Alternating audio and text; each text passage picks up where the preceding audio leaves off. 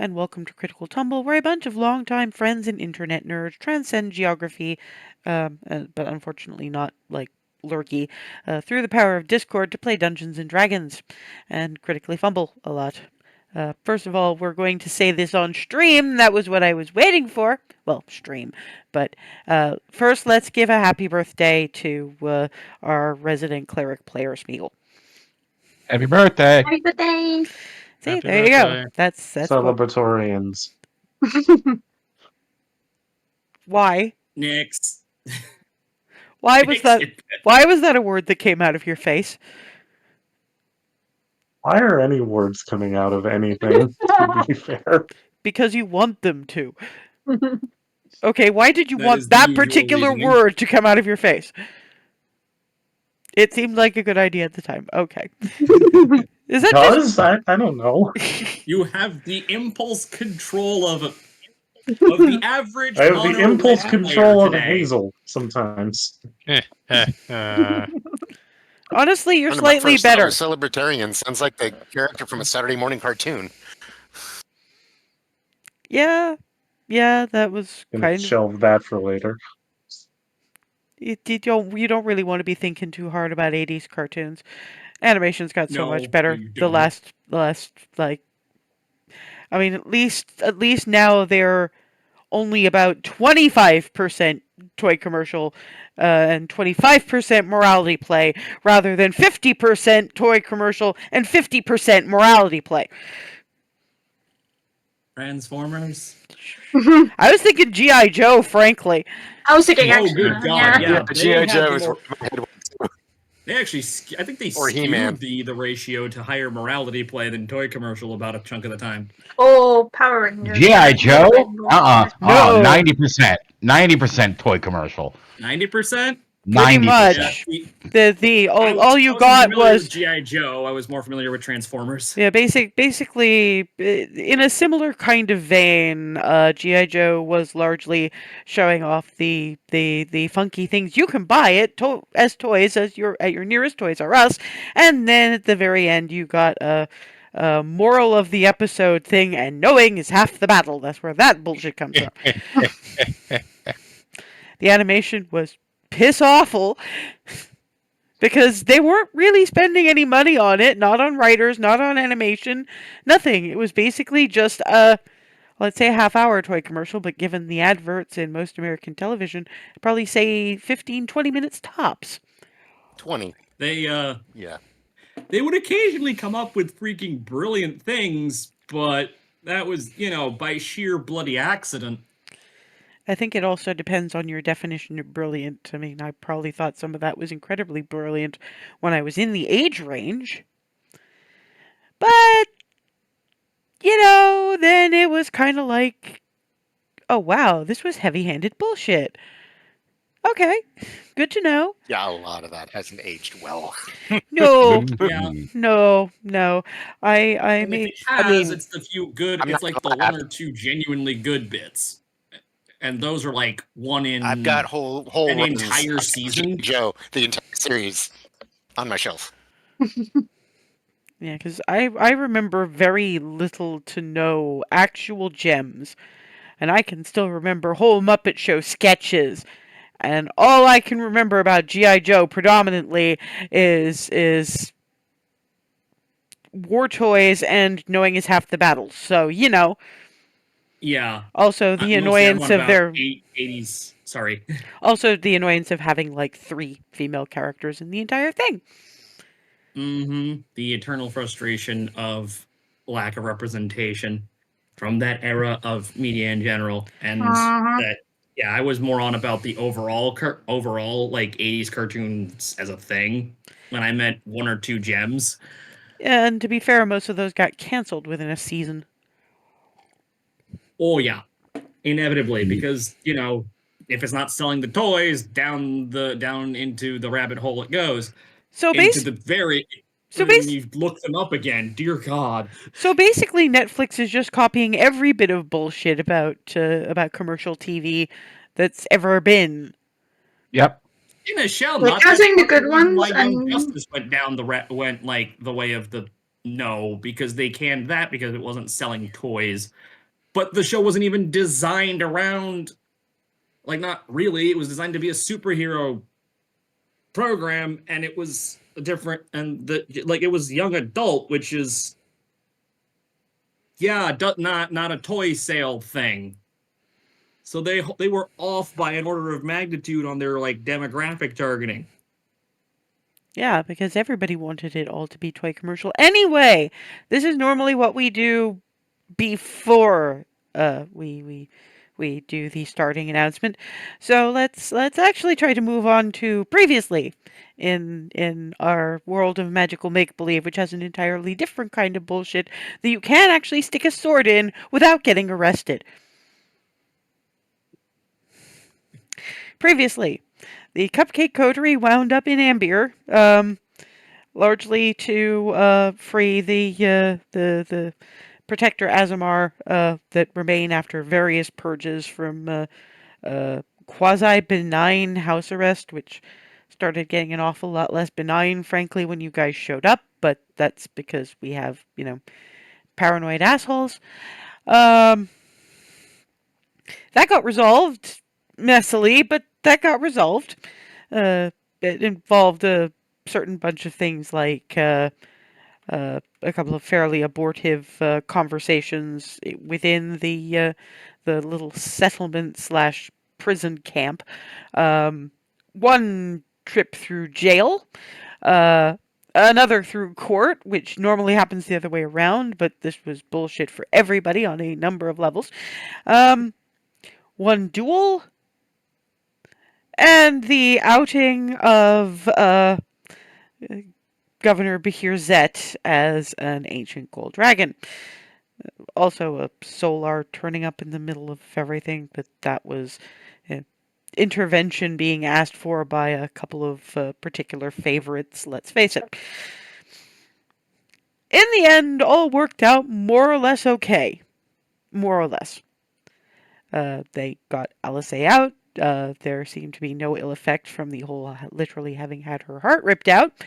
At some point, they do have to go or at least actually consider what questions they're going to ask Jessamy when Alana finishes sewing her back together.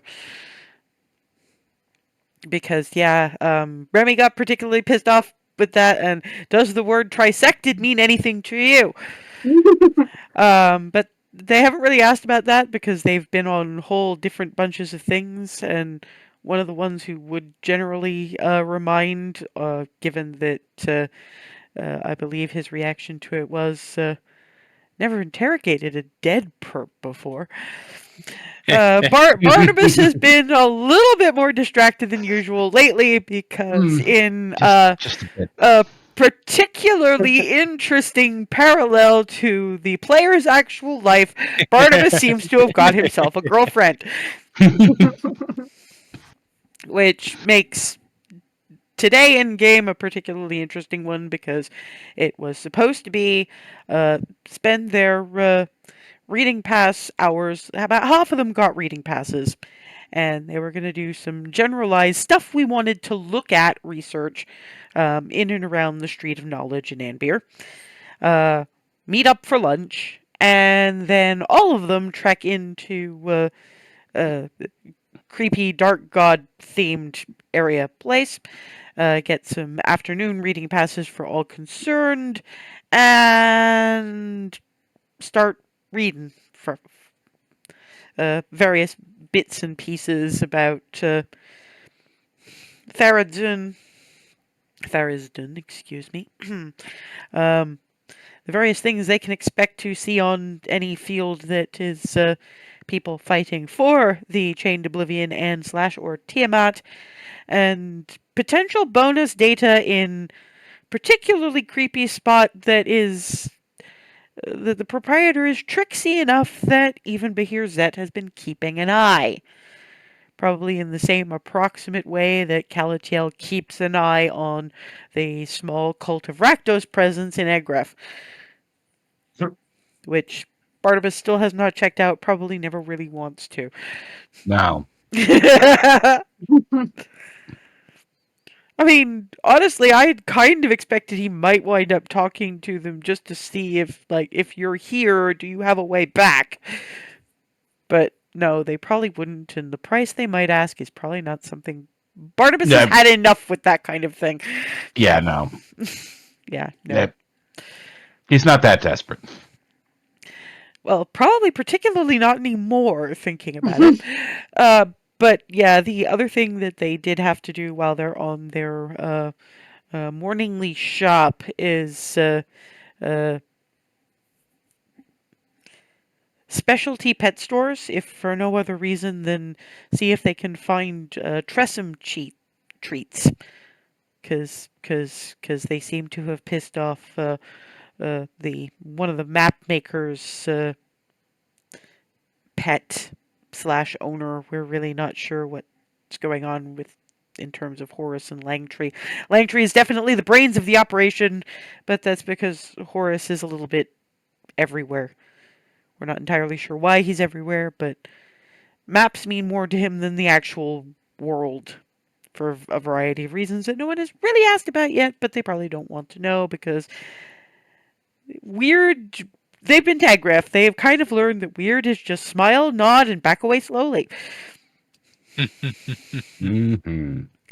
So yes, they have left Horace's historicals after Alice may have had some things to say about things like church griffins and Garina and that sort of a situation, and glances over in Clarity's direction and goes, I don't know exactly how long this will take, but I have a feeling that this is something that we're probably going to want to get out of our system before we sit down and focus on things.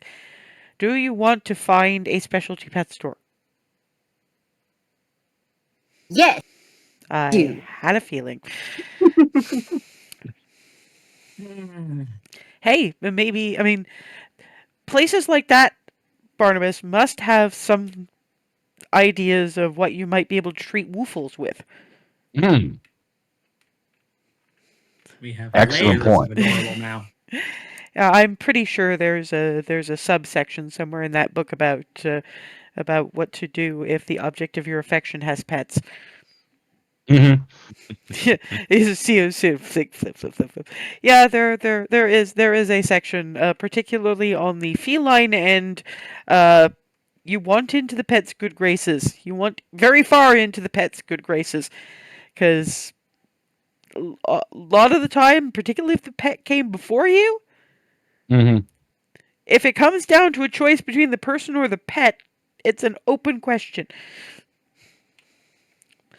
So praise, flattery, affection, and bribery are all on the table for ingratiating yourself into your significant other's pet's affections.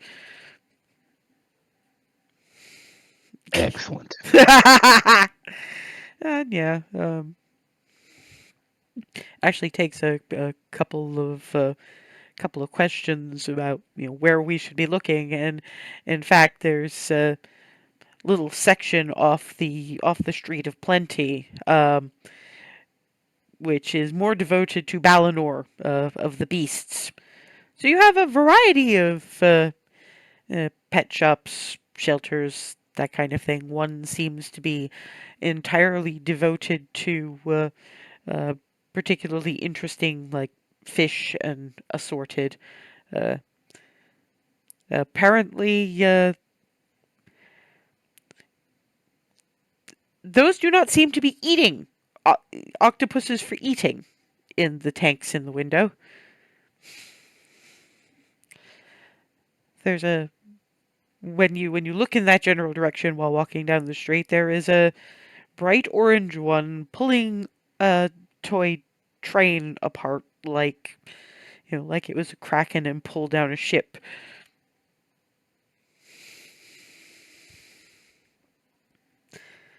It's a larger version of one of those ones that has the little like ears. So it's the world's cutest miniature kraken. No, I should have been wearing my other shirt. It was cracking shirt.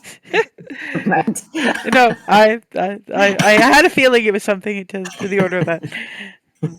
Alice is just kind of looking. It takes a second to have a look and go, that should be a boat. Why did they give it a train?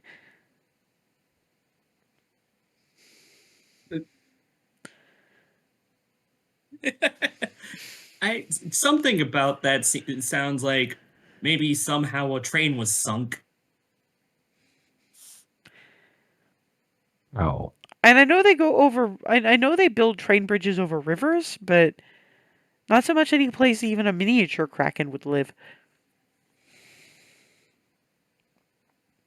Yeah, my brain's trying to go logistics on that. And I Yeah, got 'cause nothing.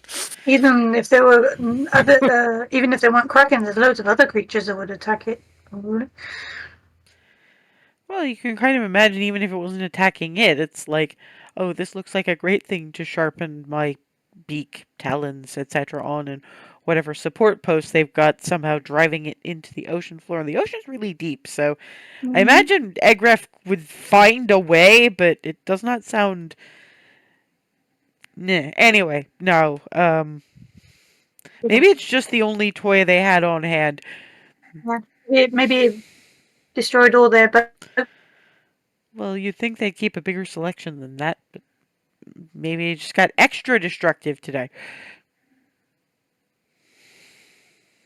Many possibilities, yes.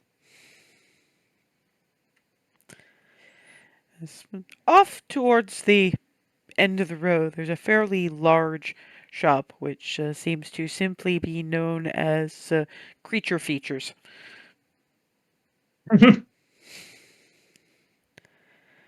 And lounging in the window, you're not sure if this is like shop pet or display model, but there is another tressym. This one, sort of an off gray, looking sort of, when cats do that sitting, I am watching. So there's very owlish kind of appearance to this thing. Well, this looks like a specialty enough. Waves at. And yeah, when you enter, it's not so much cages as smallish zoo habitats. Except these seem to be more the kind of thing you could do in living accommodation. As on the one hand, they don't want to cram their creatures into cages, but on the other hand, these are going to be pets, they're going to live in homes. At the moment, there is the first one you come across is bright pink. Yeah, there's very much a parrot possum kind of vibe to this thing, except with, well, effectively thumbs. And this one is also pulling apart something, which, if I think that's going to have to be a straight up perception check. Anybody who wants to know exactly what this individual is pulling apart. I'll take up on that.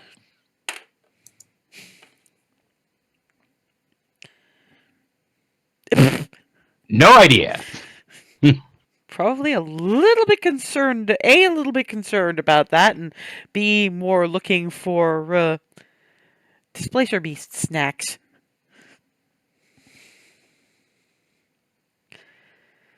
Yeah, honestly, it's Hazel and Alice who will basically get a general idea that this is. It probably used to be. It wasn't a toaster, but it was close because there's a heating element. There's also a little swingy door. And given Hazel's propensity to ask about things, it would appear that that was a toaster oven. It was explained as being like the people at the academy. They sometimes have these little tiny ovens. So it's kind of like a cross between a toaster oven and a microwave. So it's something you can heat up food in in your dorm room. Oh, this is one of those mini ovens. Man, I hope that Gear, didn't come out of the break room. anyone looking at Oh, Hazel dear. can see the gears starting to spin up in her head. And the elf is going, no. The elven proprietor, high elf, also looking incredibly tired because apparently running this place. No, no, no. Flora, we have to throw a new gadget or device in there about once a week. It's enrichment, you see. Garinas are. They have needs, put it that way.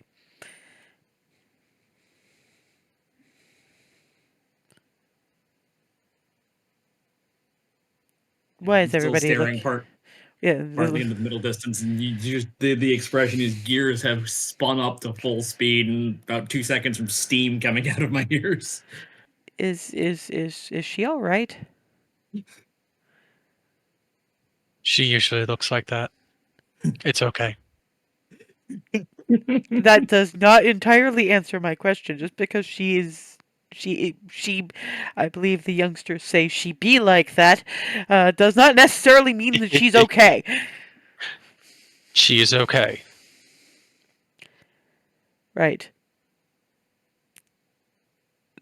Why does she look like her head is about to explode then? Miss? Excuse me? Why do you look like your head's about to explode? Where I'm from, toaster ovens are not a thing. That's Baronsvere somewhere. Yes. And definitely not Stark Coast Baronsvere. Yes. Well, I mean, to be honest, mostly toaster ovens aren't a thing here either. The most of the people who cook in this general vicinity think more highly of the practice than that. But apparently, they're very common in Egref and Belerace in particular, just because they have the largest academies. And honestly, we have in Egref effectively bins that we put outside outside various university campus buildings, where anyone who has invariably rendered their gadgetry non-functional donates it to us.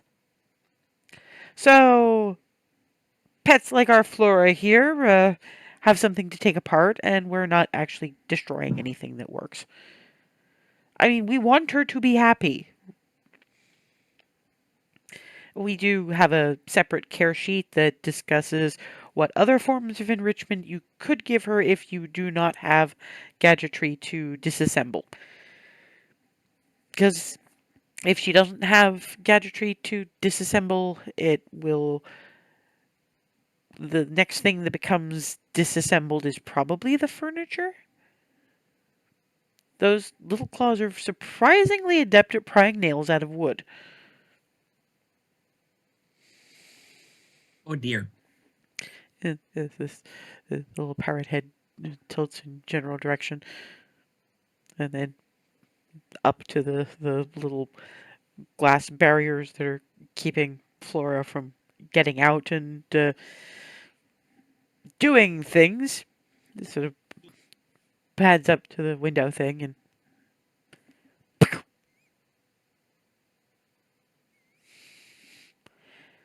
scritches, scritches, scritches, scritches, scritches. All right, which one of you actually wants to hold Flora before she hurts herself?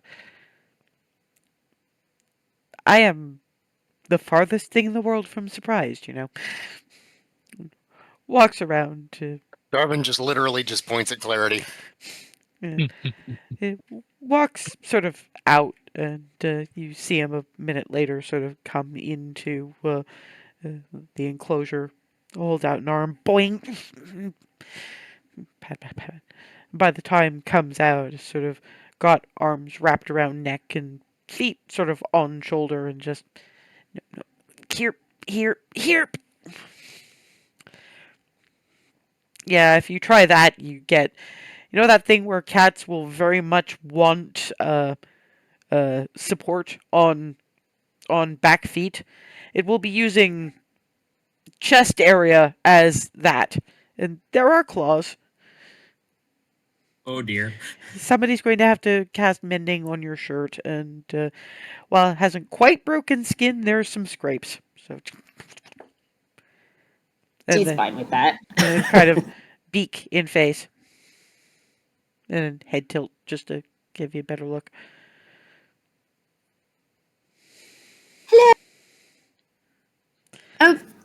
Oh, hold on. And cast speak with animals.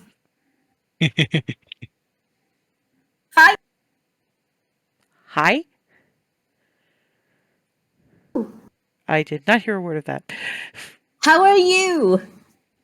Confused? Why are you talking to me? Ooh, shiny! And before you can even answer, looking at the horn jewelry, and seems to be attempting to pry gems out of it.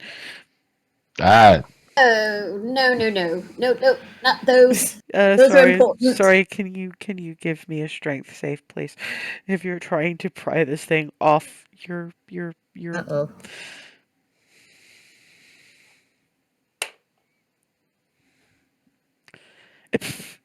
No, you're not. You're not getting. You're not getting Flora away from your jewelry anytime soon. Uh-oh. This might as well happen. Shiny. It doesn't seem to be having that much luck in prying the gems out yet, but the shopkeep is like, okay, Flora, no, if you cannot respect people's property, but Shiny, we'll find you something else. You haven't even finished taking apart your toaster oven. Let's go. It clearly doesn't actually understand, but has just been through this so many times. So feel free to have a look around while I'm putting Flora back. Hello, Pim Pim. Is Pim Pim like jealous when? I don't know. He just wants attention. Well, that's the thing. You're having attention from, albeit an imaginary other animal. But since when have cats cared about that? Cats are weird. mm-hmm. Yeah, if you're wandering through the rest of the shop, you will find there's one tank, well, fairly large tank. This is more of a non-humanoid residential habitat, the kind of thing. It's sort of more tank that's been made to look like swamp. You have little frogs. Think sort of tree frog habitus with similar kind of color scheme, except with feathers. They really are. They're about yay big. There's a little thing with little multicolored feathers and kind of hop up and poof out their little breasts at you.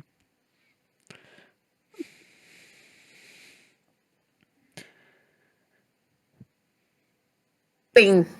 We got about half of that. Ugh. I know. I'm sorry. How are you doing? Are you food?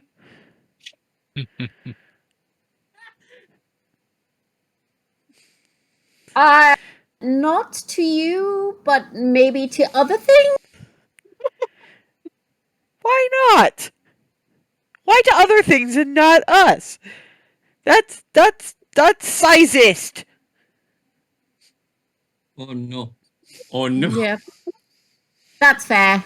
I don't know. I have nothing to give you. No, of are me. you food? No, I know.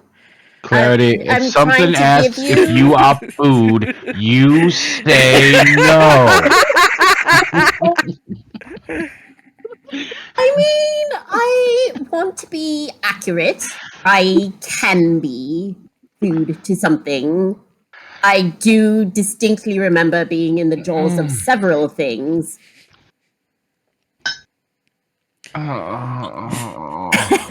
Yeah, that's the thing. As Barnabas is making that noise, and it's just about a dozen or so of these adorable little peepers are climbing towards the top of the tank as if they can shove the thing open by sheer numbers.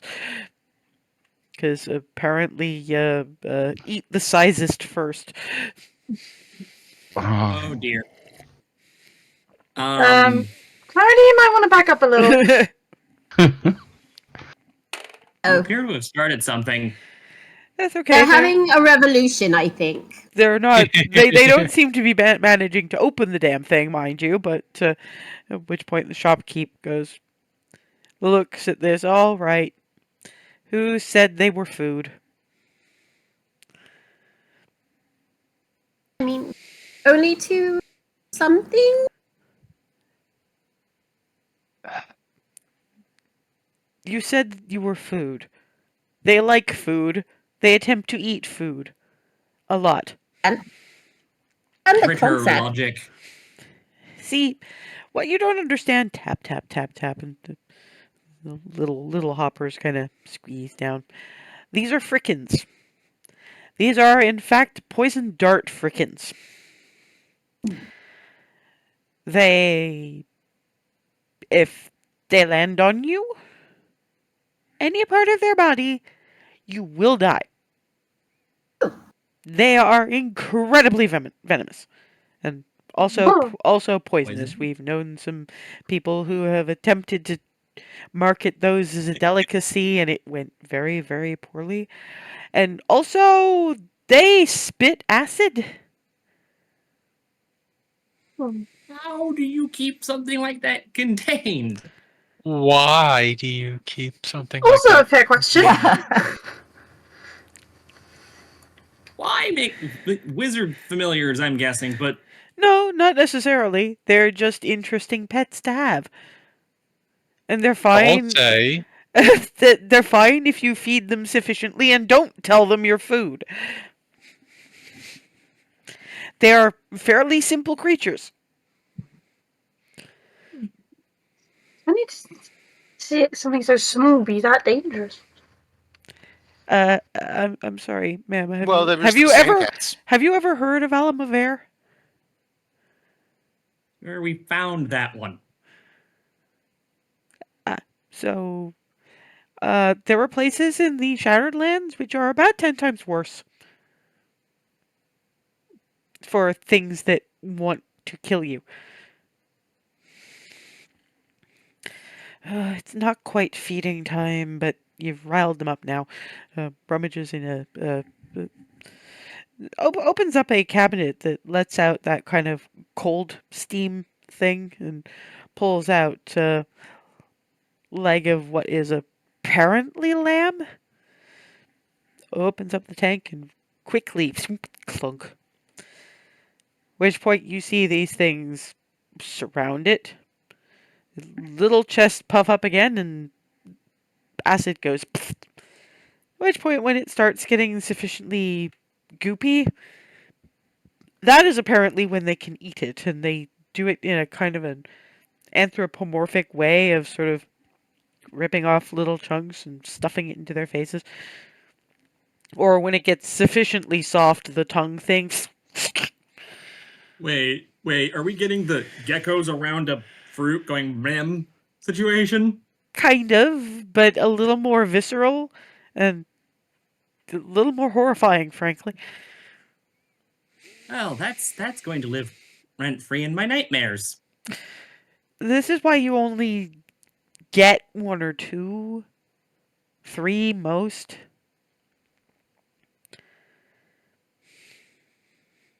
That way you can stick with like a couple of mice. Rent-free nightmares. I'm sorry, but your friend got them riled up.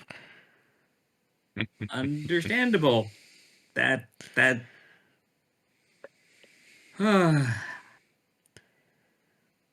yeah, I get it. I am taking it that you all really just want to see something cute.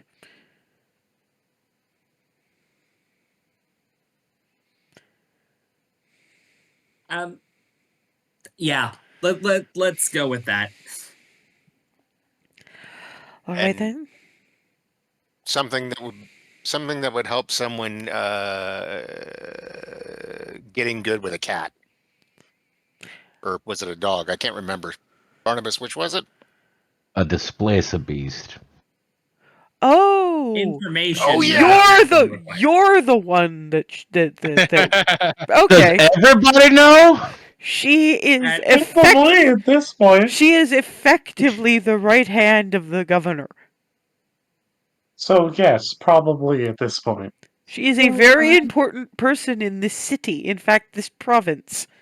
If she doesn't like you, you just aren't for nothing. So, yes, everybody follows her doings.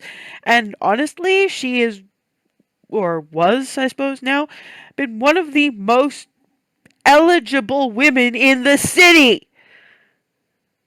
That Oh. is still a terrifying Sounds rate of like you're the information big guy in spread. town. Well, yes, I'm the one. I guess. Yeah. Congratulations. What? Thank you. I'm just not used to this sort of information spread. That's rather impressive. Given the looks on some of their faces, I imagine that the only thing that's actually new about it is that it's in any way involving you. Fair enough. I am guessing you were expecting, if any information about you hitting the gossip mill, it was going to be, Minotaur, run for your lives. And you're very surprised that it wasn't. Yeah, that about nails it on the head. Yeah. Well, guess what? This is. I mean, there's going to be some interest, especially if you go to any of the places with a student campus, because they will want to study you. Oh no, not again. More still from the expression on your face tells me. But here we're all about, you know, things happen. People are what people are. They are the shape that they were made in. And everything else is just down to their actions. And your actions got you into Cherie's good graces. So, yeah, you're gonna get some notice. And so, exactly how deep into Woofle's good graces do you want to get? As much as it's possible to be. Ah, yes, okay. I know which traits I'm going to offer, and will, while I go and hunt for them, I will show you all to the church griffin habitat.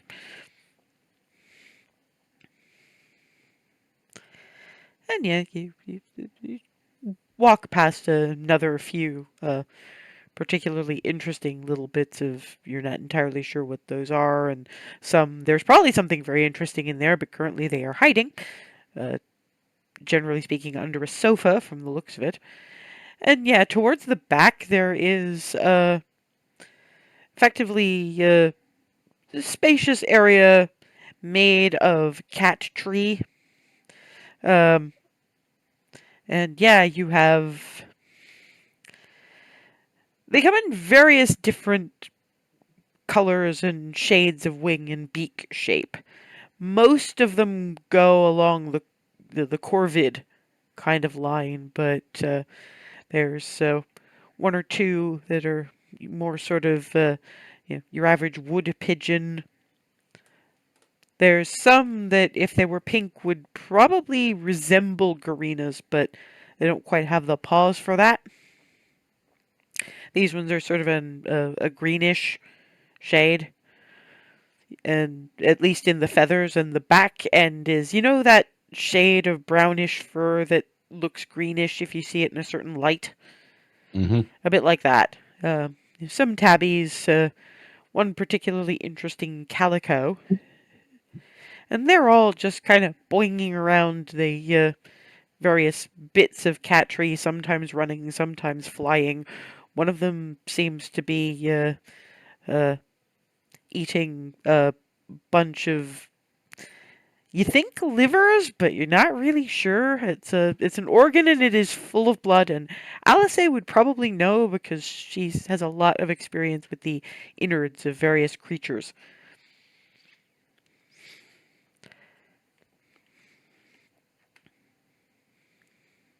And what is everybody doing as they are looking at the display of church griffin? Probably just be watching them play or run around and. Clarity is going to try to pet some. No, they're enclosed habitat. Oh, okay. Of course, he's Sort of. looking at that and looking at Darwin, just kind of. All right, who wants to go in with liver cubes? I'll go with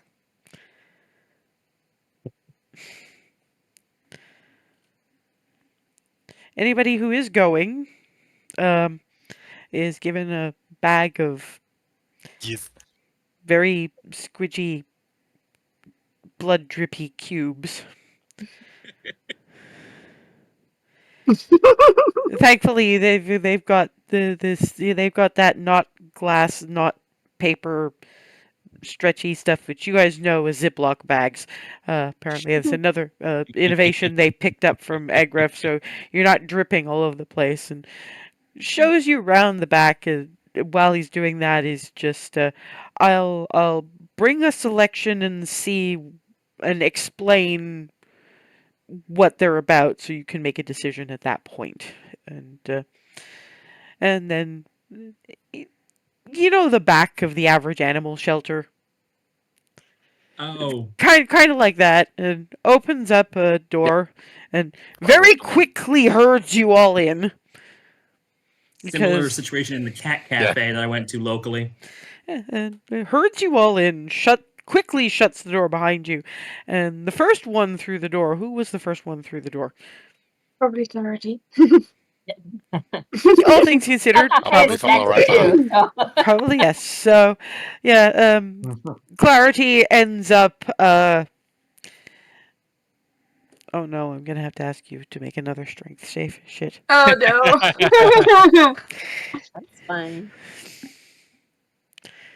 They may be small, but they are dense, apparently. They're corgi-sized and a similar density. Yeah, that's small, but oh god, that's a brick. Small but chunk. Yeah, and about 3 of them have attempted to perch on shoulders and head, and Uh-oh. it's by sheer dexterity that you manage to kind of land sideways-ish instead of directly on your face.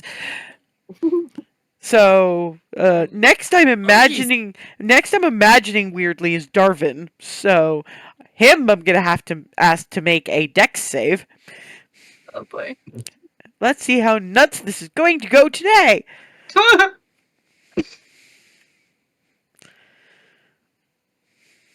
Okay. Sorry. What? Did I click it? I think I clicked it.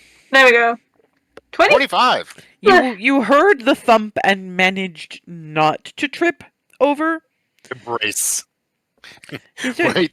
You managed to stagger but not fall, and after that is, to be fair, probably Hazel, and you have disadvantage on this dex save, Hazel, because you kind of have a limited area to stop. That's a 9. Oh dear. Yeah. You know what? Fuck it.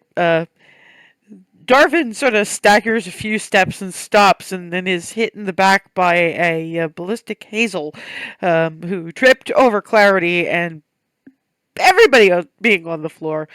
Ava, you do not have the disadvantage because you.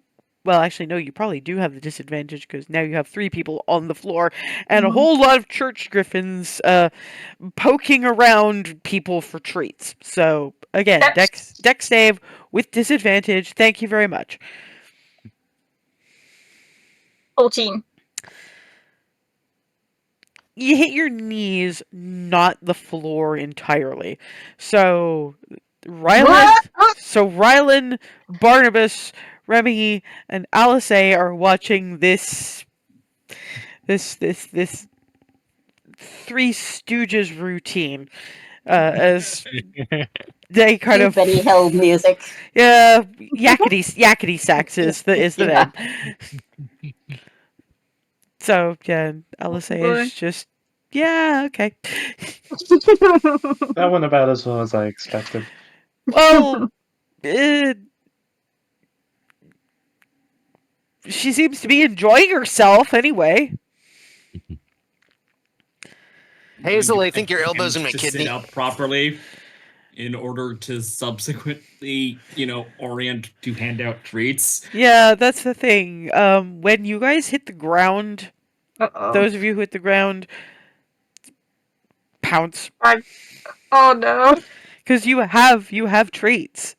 Do you not conceive? You have treats. So they are now on top of you, trying to get at the treats. Here you go. Yeah. Stupid animal's still active on this one. I would imagine so.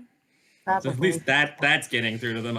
Yes, but all they're getting is here you go, and they're just sort of thank you, yay, munch.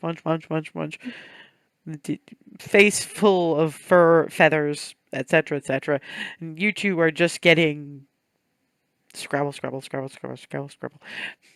What do I need to roll to properly sit up and start attempting to distribute treats? This one is going to have to be an athletics check because you're going to have to stand up under the weight of multiple corgi size. I just want to sit up. Yeah, that's still going to be athletics. They're hefty. They're dense for their size. Yep. Understandable. Strong. Also, the main reason I was assuming you were standing up is because you're literally on top of Darvin, who's not going to be able to do anything until you get the hell off him. Yeah, I want to sit up first and then try to scooch after I right myself. That means that Hazel's questionably bony little butt is digging into the small of Darvin's back. After the various bits of squirming to get sort of upright and then sitting up with the weight of multiple corgis-sized creatures. When Hazel gets up, I'll try and hold Darvin up. Well, that's the thing. You don't have any of them on you, but you're kind of surrounded. Yeah. And they're trying to grab the bag from you, and one of them have at least in terms of you two on the floor. Eeny, meeny, miny. Yeah, Darvin's bag has ripped open at this point. Oh no. So, it's all over the floor. Well, it's more because remember he fell face first. Oh So no. part of his shirt, a little bit of more all splatter over up me. his. Well, Oh, no. to be fair, it's only a little splatter up the neck and a little on the jaw. Mostly, you're gonna need to prestidigitate the fuck out of this shirt, and probably mend it too, because you've got little clawed hands, sort of scraping under, trying to get the.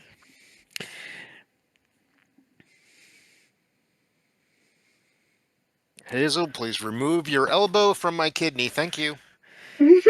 Trying to fit. Yeah, and after the various bits of wiggling, which again is more pressure on places, Hazel does manage to get off of Darvin. Unfortunately, she's probably fairly quickly replaced by a couple of more church griffins. Oh boy. Who are basically going, there's a couple scrabbling for the treats, and that's one thing. Oh hey, this looks like a human approved comfortable bed.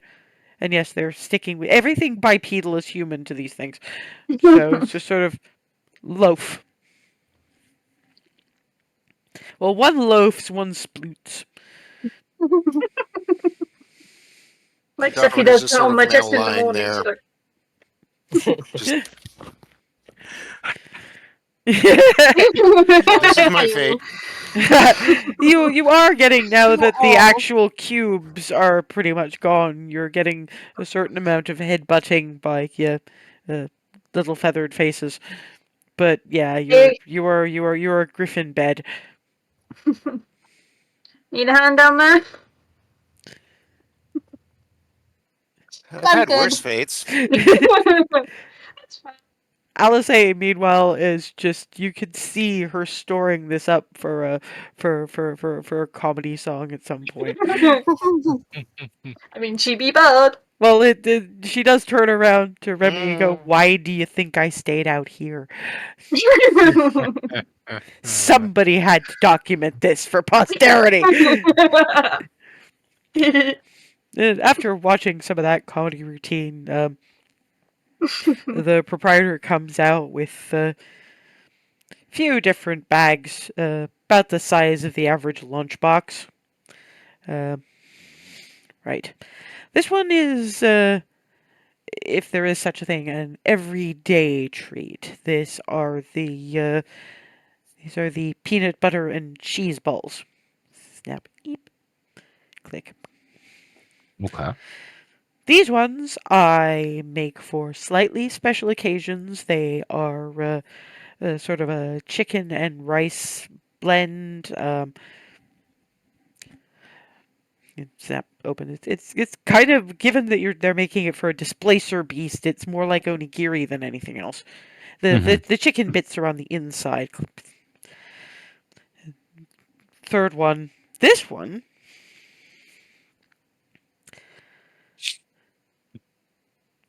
You're the one that likes the pierogies.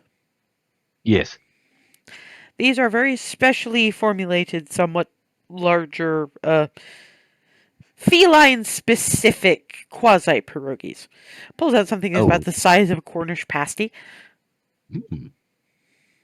As I wouldn't advise eating it. There's some flavors in there that do not generally... Most bipeds do not generally cope well with. Some of them are fairly Feywild specific. However, if this is supposed to be bribery and impress and affection into good graces, right? Yeah, that's exactly it. Yes. Then there is the thank you for not eating me courtship basket. Oh. Heads back and comes back with it. That actually looks like a picnic hamper. This is all three of our treats. One chew toy. Pulls out a bag of something off purple and kind of sparkly. Do not breathe this. This is... You've heard of catnip. Yes. Imagine the Feywild version.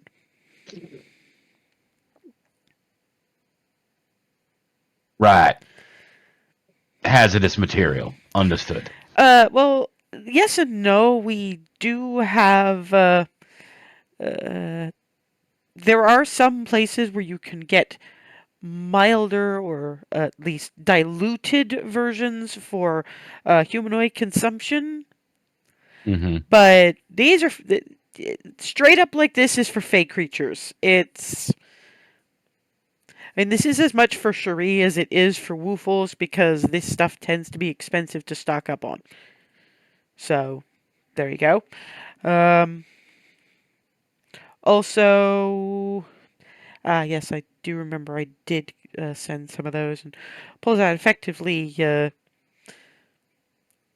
little box, opens it up, and it's various kinds of jerky, but like clearly home made, because it's not your usual humanoid medium creature bite-sized thing. It's each piece is about the size of a shoe.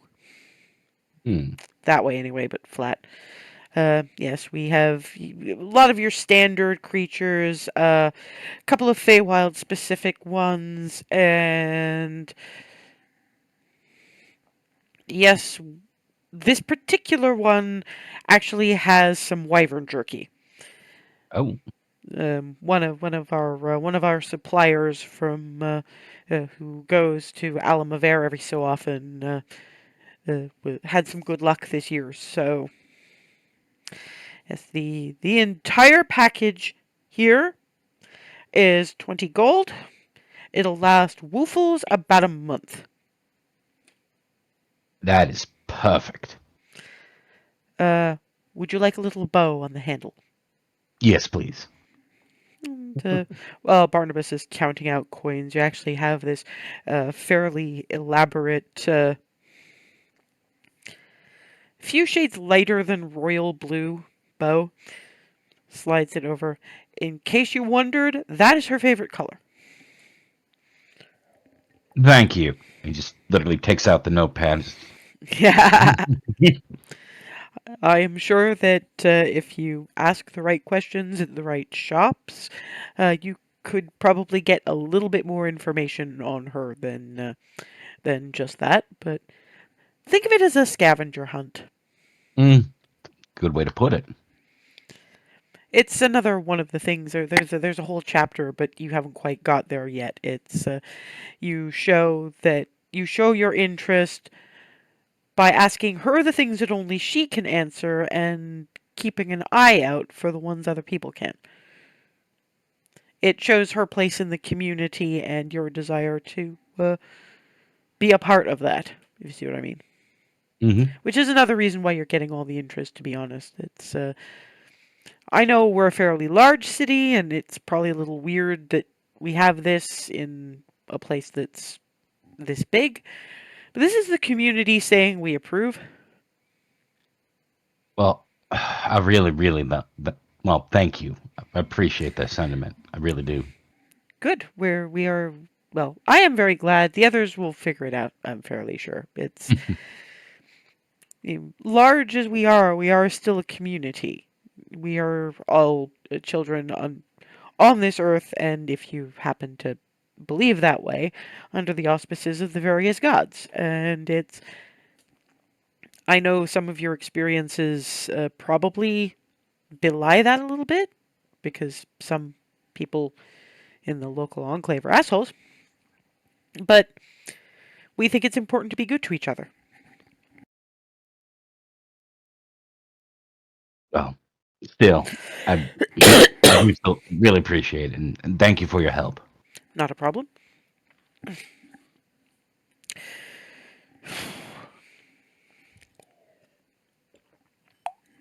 Ugh. Right. Actually, I think I may need to take a break a bit early, because this coughing fit's going to last. We'll get you out of Church Griffin Central in a minute. And we're back, hopefully. Clearly not having a great day today. While Barnabas is learning all about the various intricacies of how to spoil a displacer beast, Hazel, Clarity, Darvin, and Ava are currently being surrounded and in some case lain atop of by church griffins. It's friendly enough, but some people have wound up with bits of splatter from liver cubes, little tears in their various bits of clothing from questing little church griffin paws. Occasional bit of graze when they kind of are less than careful with their beaks and trying to do the rub, but occasionally get a. And Darvin is mostly just lying there, accepting of his fate, apparently. Look, Hey. I mean, I've been a bunny. I'm a bed. They both start with B. There's a certain level of synchronicity there, I think.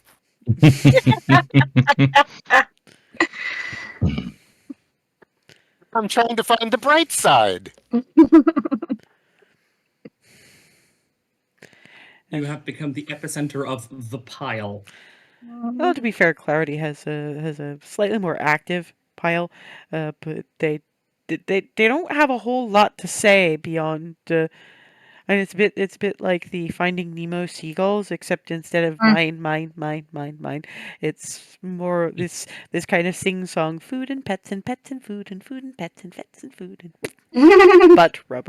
It's a unique form of terrifying. Oh, all you really get is Clarity occasionally chuckling at this. Because partially because she's actually hearing the theme song.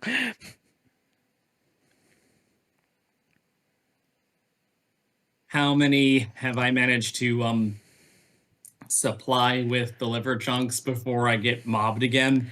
Well, let's face it, you kind of lost control of the dispersal of the liver chunks fairly quickly. And now they are just on your lap. One's on your shoulders. A moderately small one, which may be somewhere in, like, kittenhood, if that's a thing with church griffins. Baby, anyway, is sort of struggling to stay atop your head. Aww. Just keep making sure the bow doesn't get shredded and very carefully applying scritches in turn to each one. Well, and then now we roll the hand of fate. Yeah, the make me a perception check.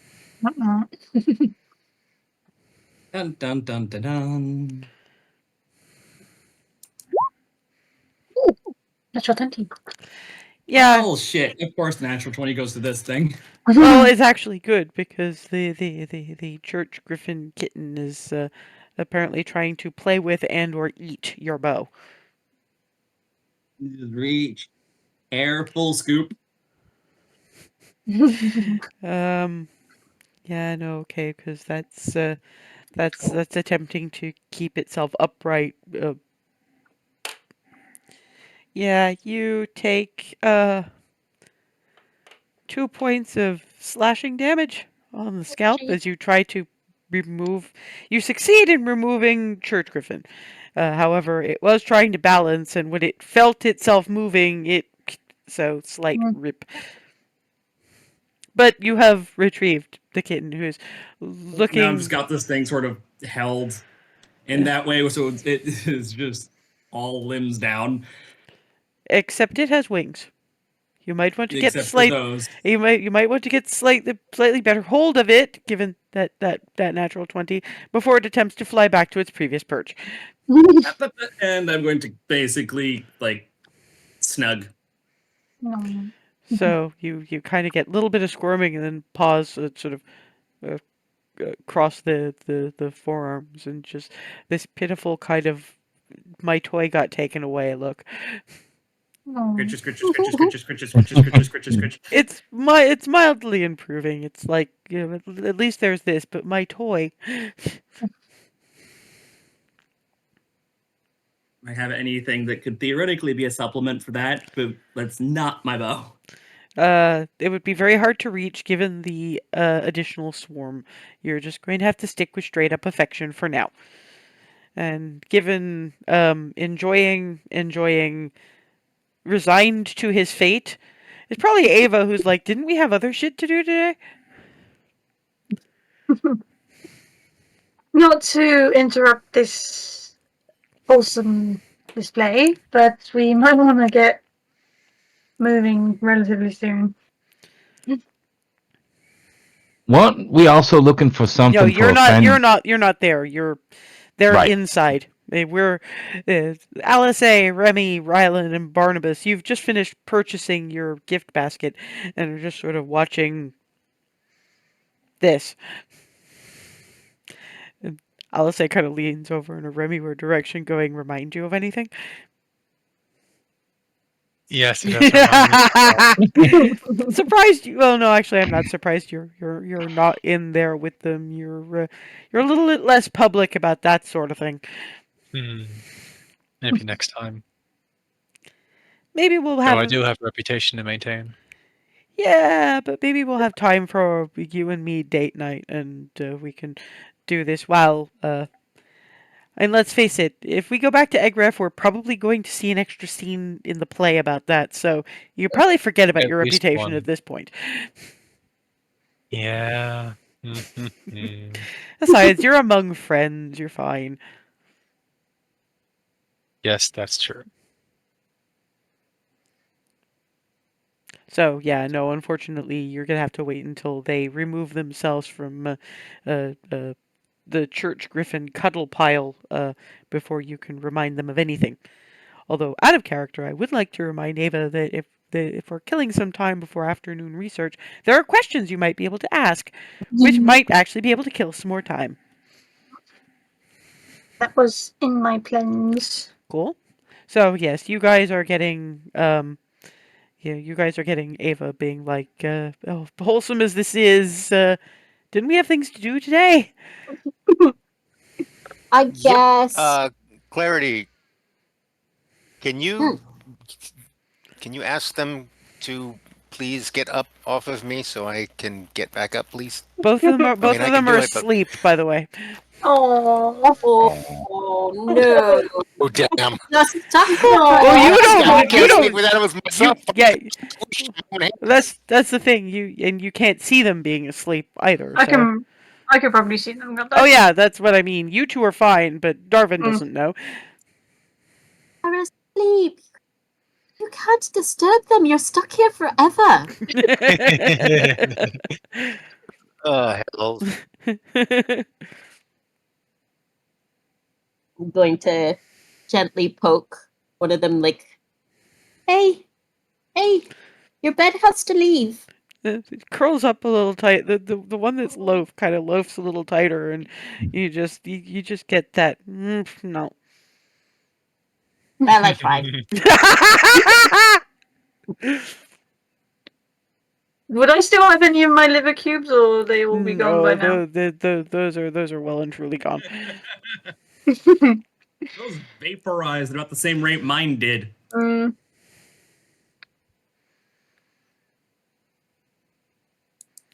The proprietor is just, they appear to be struggling. I don't know how adventurers are struggling over. I'll be back momentarily.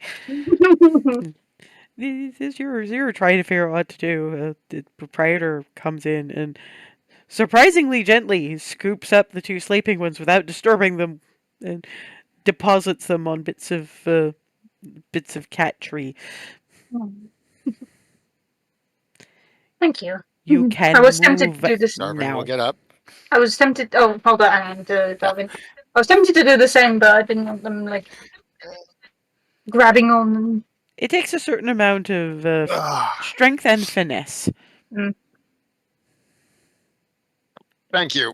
They are adorable and very sweet, and when I am in a better position to do so, I'm going to adopt one or two.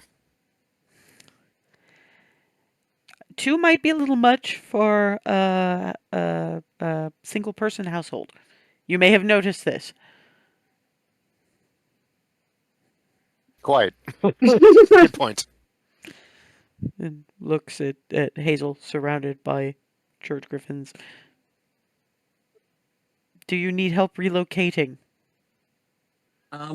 Yeah. Also, this one probably requires a toy because there was attempts at. Oh, no. Michigan has toys. It just likes new ones. Unsquish, hold.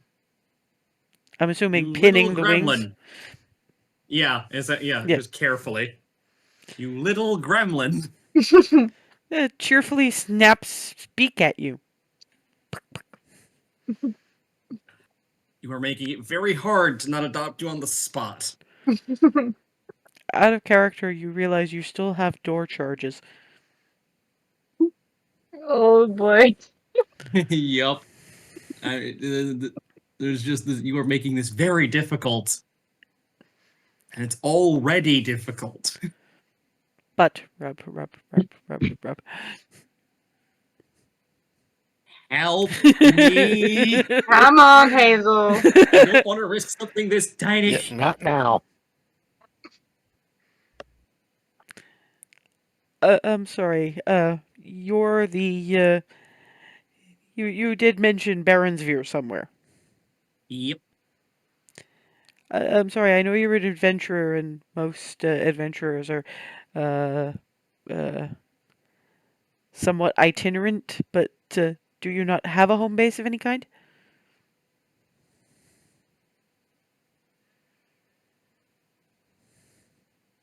Mm. Oh, damn it. Now you just made it impossible for me to say no. This is happening. This is happening now. I mean, Okay. Ava, not no. going to No, stop no. You cannot say anything that's dissuading this. Too late. This one already made the case. I own the shop. bearing in Oh, mind, boy. there is a lot of Wait till it meets children where this little one would probably be. They're all farm kids. They deal with Noop. They deal with the freaking goats they can handle. I was not really thinking of that. I was thinking more for the church griffin, because a lot of kids might be a bit much for it. I'm pretty sure that everybody in that room is going, did you not see this? Did you not see what just happened? Gesturing. With the Will Smith. It's got to look like.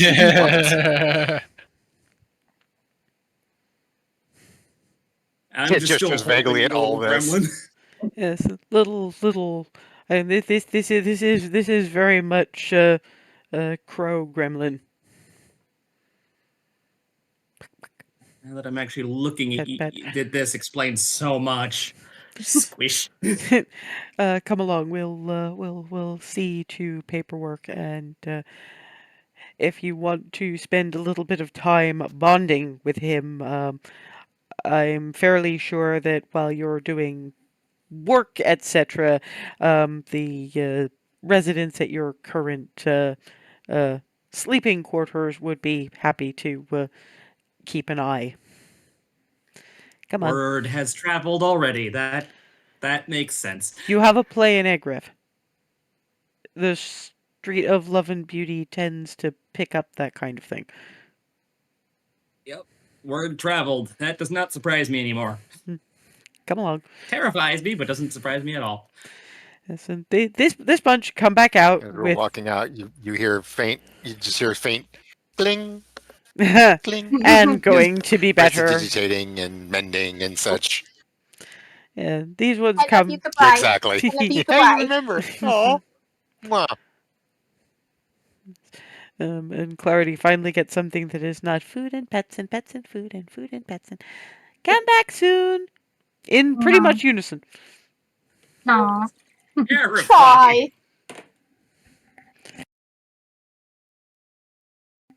So yeah, these ones come out with Hazel of all people, holding a church griffin kitten. And Alice is just, my money would have been on Clarity. This one made it impossible to say no, and then the proprietor proceeded to add to that. This is happening. Seal. I mean, also, Clarity Seal would the deal, adopt as them it were. all, not just the one. So. Yes, I suppose that's fair. You wouldn't have been able to pick one, whereas Hazel has this thing about sending the young ones to a life in hearth home. Bet. A lot of bet. Very yes. I make no apologies for that.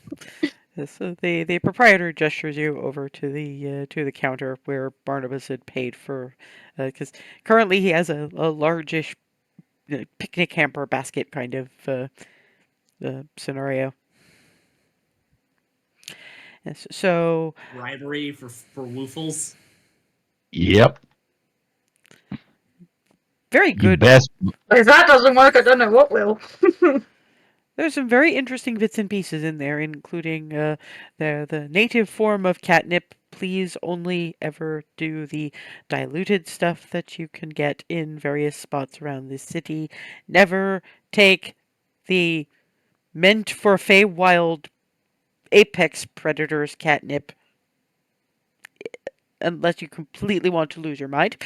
Also, various jerky up to and including wyvern. Ooh. And a variety of our homemade pet treats. Now, when it comes to adopting a church griffin, the price is 10 gold and it comes with collar, name tag, about 2 weeks worth of favored foods, a few toys. You won't need any place for animal to relieve himself because, well, farm. He's rated for outdoors, but you'll probably want to keep him inside at night until he's grown a bit more.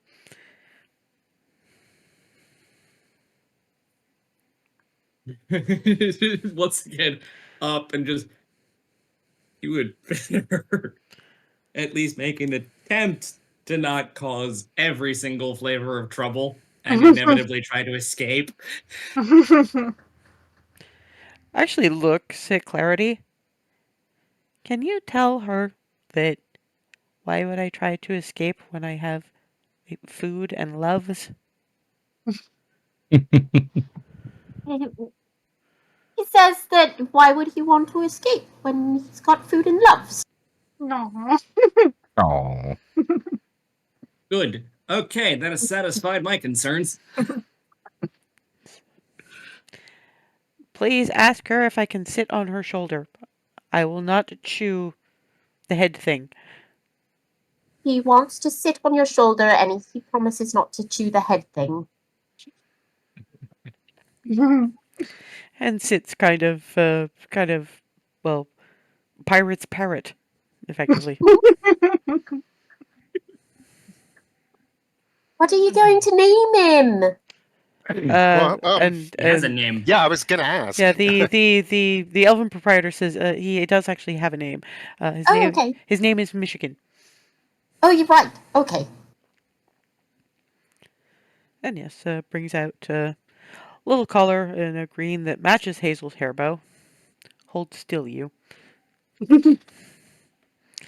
And here's your basket of food and toys. And as I say, total is 10 gold. He's been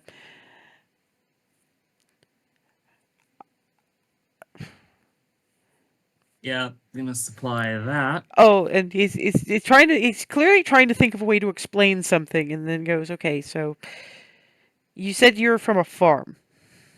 Mm-hmm. Your animal husbandry is not particularly advanced, isn't it? Is it? Well, we're kind of in what is the continental equivalent of the sticks in the first place. Yes, I just realized you probably wouldn't know what inoculation meant. You know how sometimes your livestock will get sick with something? And normally it takes curatives of various kinds to end that? Yeah. Well, we have worked with the various natural philosophers from Belarus and Egref, and we've found potions of a kind that can be given to at least some animals that will prevent them from getting the sick in the first place. Hey, So But that's instead of medicine when you are sick, it's medicine to prevent stop you from getting sick. It's like potions you can take that will protect you from poisons, except it's disease. Oh, I see. makes sense to me. Didn't get a lot of that sort of thing, but I figured something like that had to exist given the amount of stuff we saw in Egraph. As well, I mean, then again, cleric. So I gathered it it might not have been a large part of your life, particularly not Yeah. given, well, the sticks, as you put it. So this was me trying to reassure you that Michigan has had all of his inoculations, and then I realized you weren't going to know what that meant.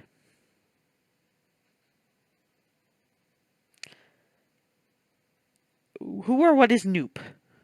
You said something about Noop. Noop is an alarmingly large cat. Well, if you like, I can, with the addition of another couple of gold, provide inoculative tablets for Noop. Oh. I think just remembering things in Agraf. Yep. Okay, and it pads off to a back room and comes out with the little pill box, which opens up. I I'm one of these is for rabies. That thing where they There's a froth. look of, oh boy, I am and massive relief. Um, I'm aware of that. I don't think you have names for the diseases for these two, but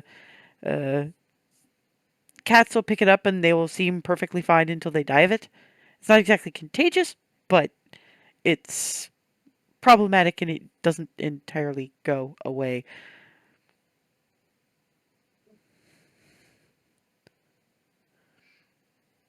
Thank you. Yes. Actually, speaking of the cat thing, that reminds me. I'm just looking. We remembered tressym things, yes?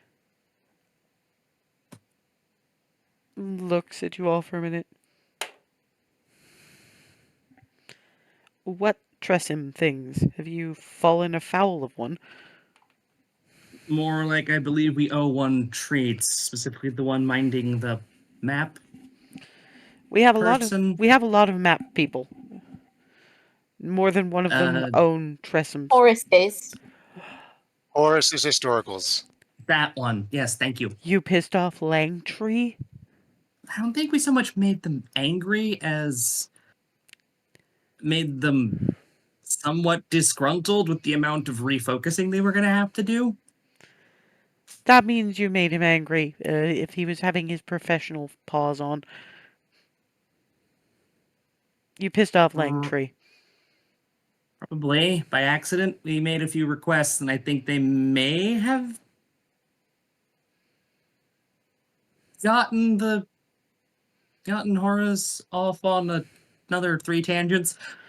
Well, you asked him to draw a map, I assume.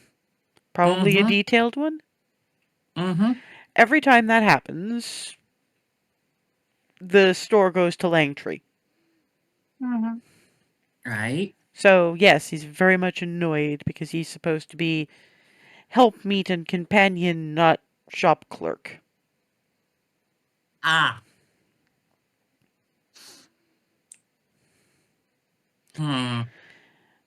Wait there. Back to the back room. Stay. Comes back with, actually looks kind of like a box of chocolates.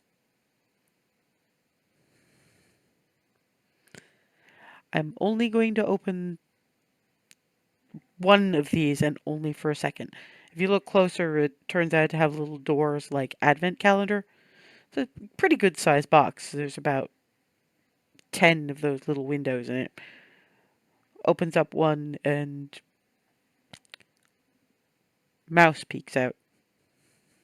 Stuff. They're not all live prey. But once they're in there, they're in stasis. But for Langtree, at least one has to be live prey. Of course, I opened that one first. Let's see. opens up another one, and he pulls out one little kind of looks like a cut in half cocktail sausage, and then another, and then another, and then another, kind of like clowns coming out of the clown car.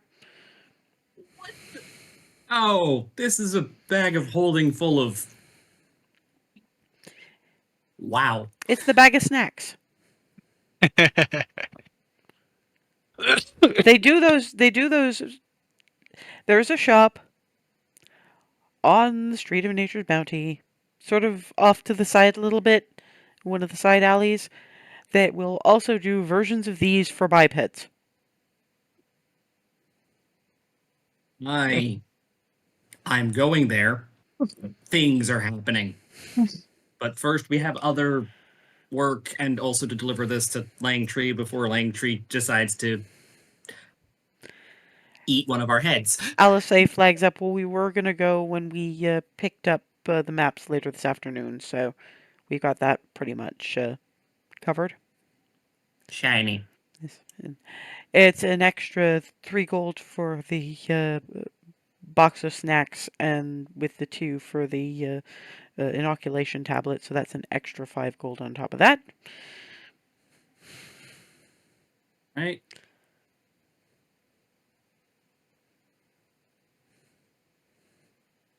And Michigan is just sort of leans on Hazel's head. Scratch. The Michigan related items are all going into the bag of holding. Yeah, and from Ryland's scarf, little claw. Please tell me Michigan doesn't want to eat me. Very Hazel quietly without and clarity.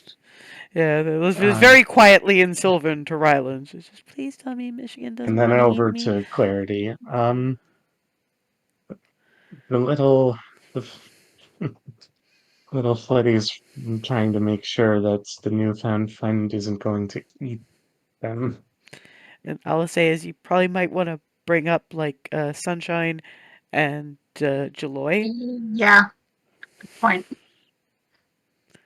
Right. There's at least one other fairy dragon. I am slowly turning into Jalira. Wait, is that her full name? I've only ever heard Lyra.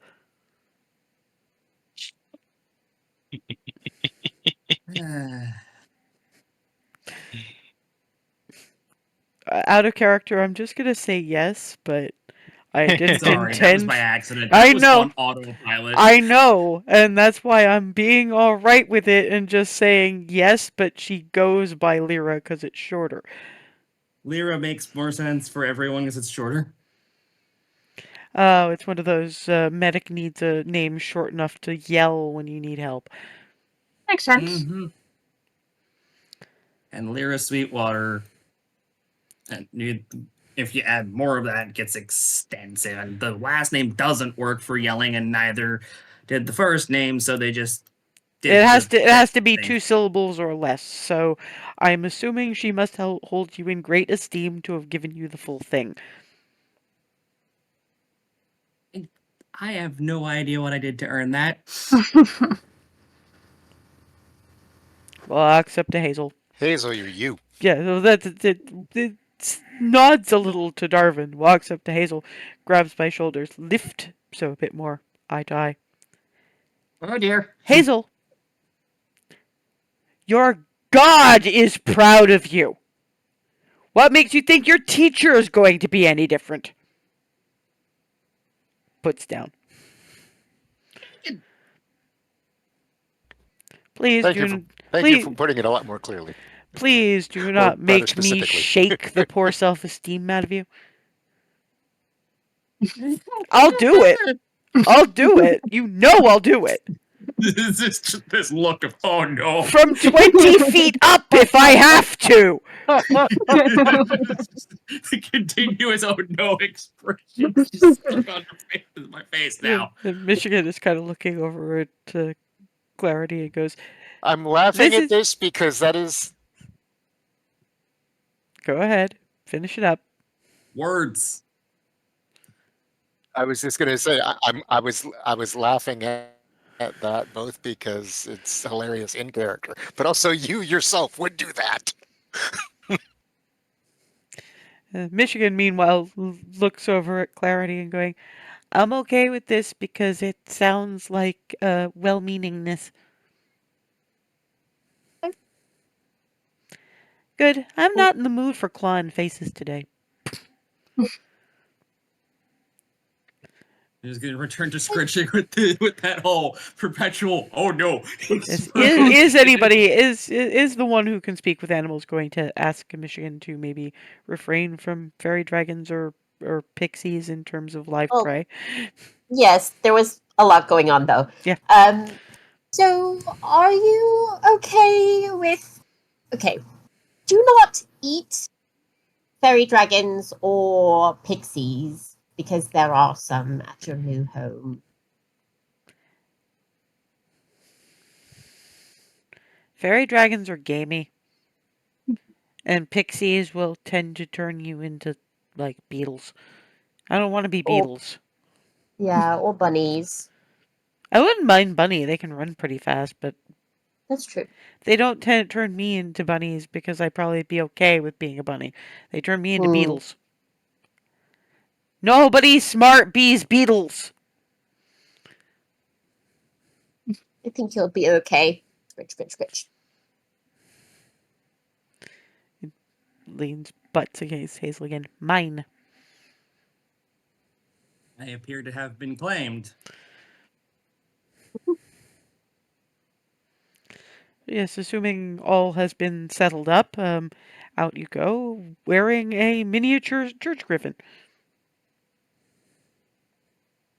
Still thoroughly stunned by the whole encounter. Alice kind of looks over at Ava, going, "Something on your mind?" Well, we've got a sort of quiet at the moment now that all that's sorted. I have been meaning to bring something up. Well, you know, I told you how Zuriel came to me recently. And obviously I've been thinking a lot about that. But a lot of the debate was regarding, because if I do lean into this, what's that going to mean for my family legacy, my status as noble? Because both would be a little bit difficult to make work. But my family having spent so long building that legacy, do I want to just give that up? Do I want to keep making it work? You know, I mean, so then I thought, I wish I could just ask them, but obviously, and then I remembered first what was it, the statue of The Stone of Farewell. Stone of Farewell, thank you, Stone of Farewell, and then that you had asked Ariel to give Hazel a means to keep in touch with her mother. I think probably the former would be a better one to go for first, only because, I mean, here's the thing. Hazel has earned that. Yeah. Not just by actions recently, but she's devoted her life to Paylor. Re-earns her stuff on an as and when, but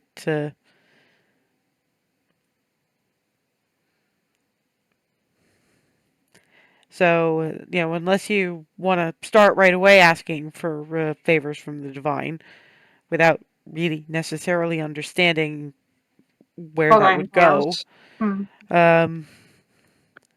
But obviously, haven't really had parents, but been listening a lot.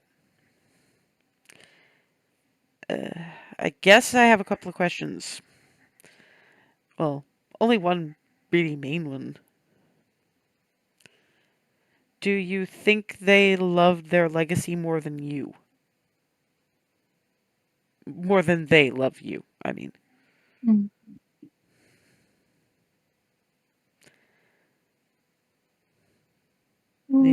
The No. I mean, Well, the impression I got was not so much. No, it's just. I mean, there's another couple of issues that I think a part of this, from what I've understood about relating to the gods, and this is from my perspective. Guys, please weigh in here.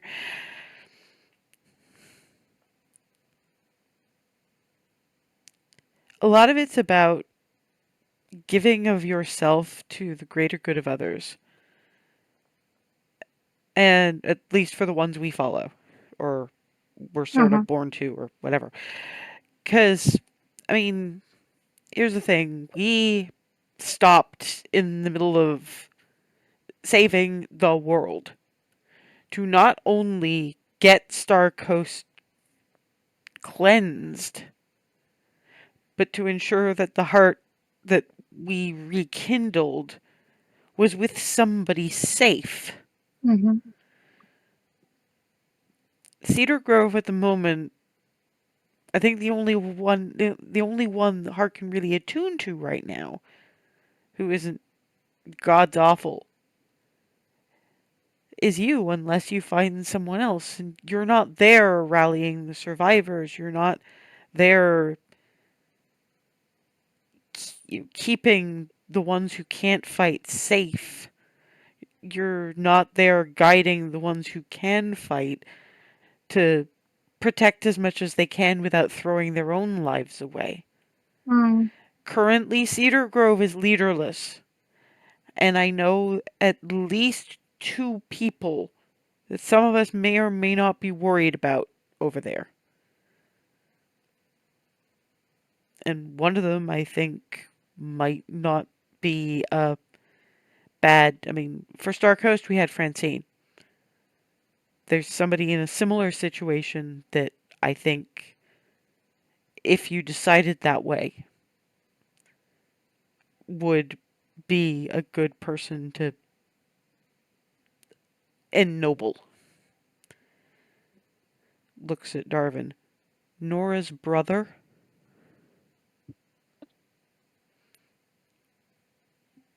And I know you guys mentioned the name, but it was a while ago now. So, but he works at the Beacon, an inn.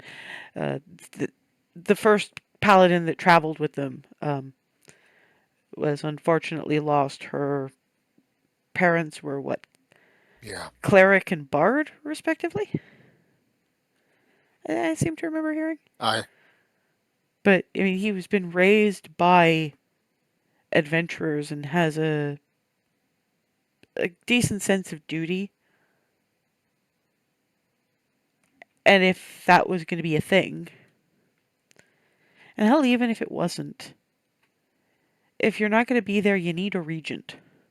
Somebody to make decisions for you while you're not there. These are kind of things that need to be thought about. And in terms of relationships with deities, again, I'm going to want Hazel and Remy in particular to weigh in on this one. A lot of it involves a certain amount of personal sacrifice anyway. Not something that's been taken from you, but something that you give willingly. I mean, as I understand it, you were there when Ree went that way with Ziriel, and insofar as Tritherian went, same thing, a little different in terms of the sheer horror she wanted to prevent. Yes? Mm. And Hazel, well, pretty much her life. She, when you put it as when Paylor says jump, you get in the air, hover, and wait for further clarification. Yep, I'm keeping that one for the rest of eternity because that's accurate. Mm. It's not like, say, a Warlock Pact, even though there are some exceptions to that, celestial exceptions. Some are But- like Warlock Pact. Like some are like what Hazel has. Some work a bit more like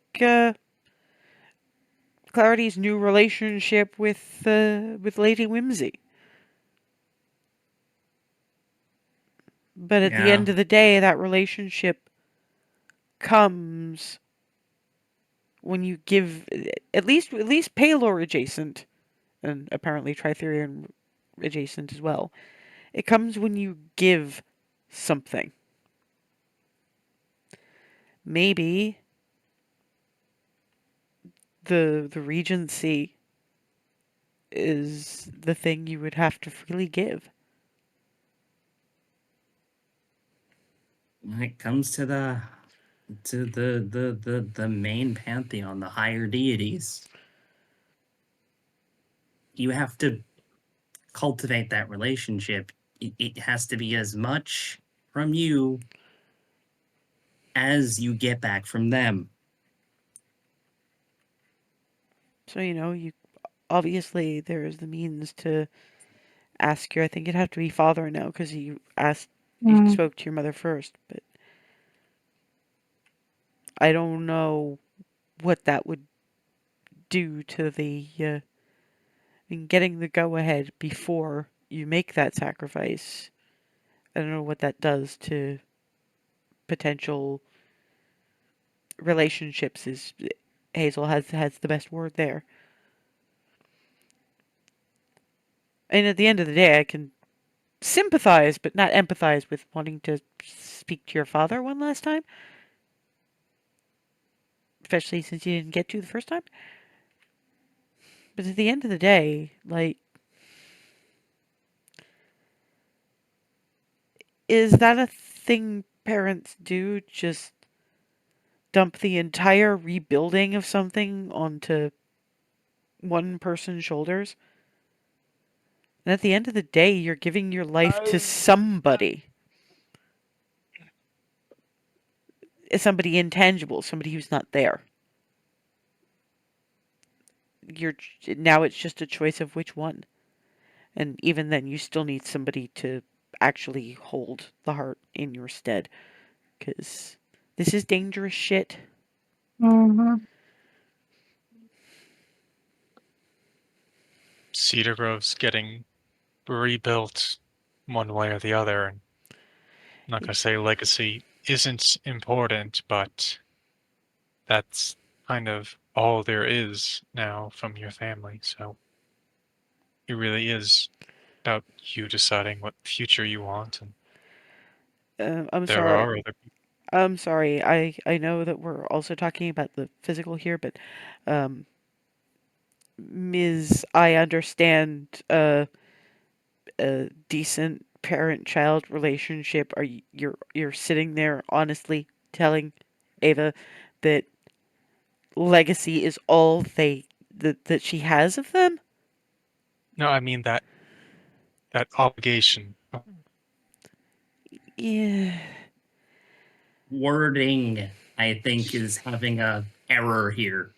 probably. I know you're not all that great on certain kinds of emotional discourse, so I'll pick up the slack on that one by effectively saying that I don't think your parents would want legacy and obligation to be all you have of them. Mm. I mean, would your parents want an obligation to the bakery to be all that's left of them to you? Certainly not. I get the impression that on the scale of great to shithead, Ava's parents are better a little further along on the great scale than any parental figure that been in my life since until like a couple of months ago. So I think Darvin's parents are mother is sort of on the non-shit end.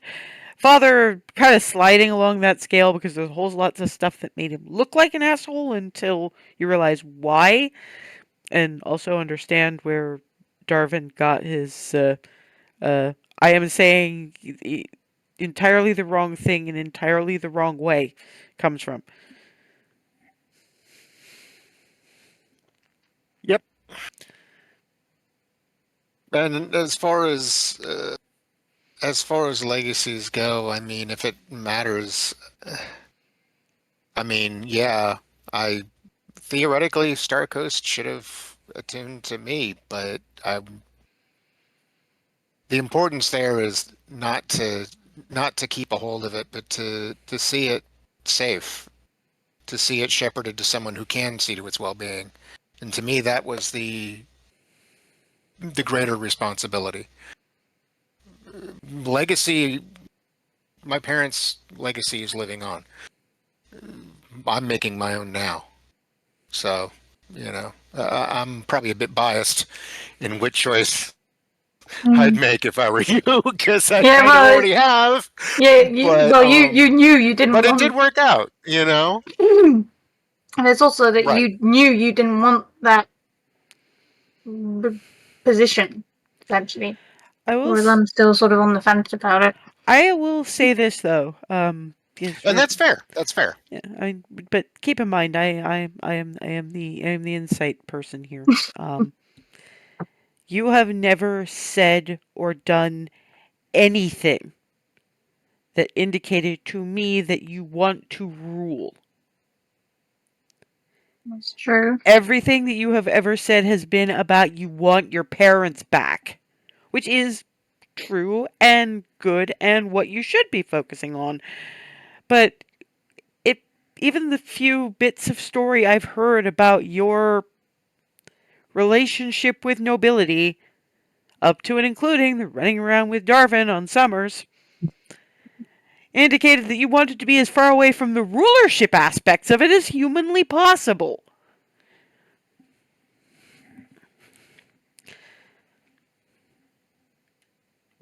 Yeah, I suppose that's true. Actually, here's one. To be fair, that's one of the reasons we got along so well back then. And yeah, I was actually just about to ask Darvin, obviously she has some things to not be happy about. But knowing her now as opposed to knowing her as a child with that obligation still very certainly in place, when was she at core happier?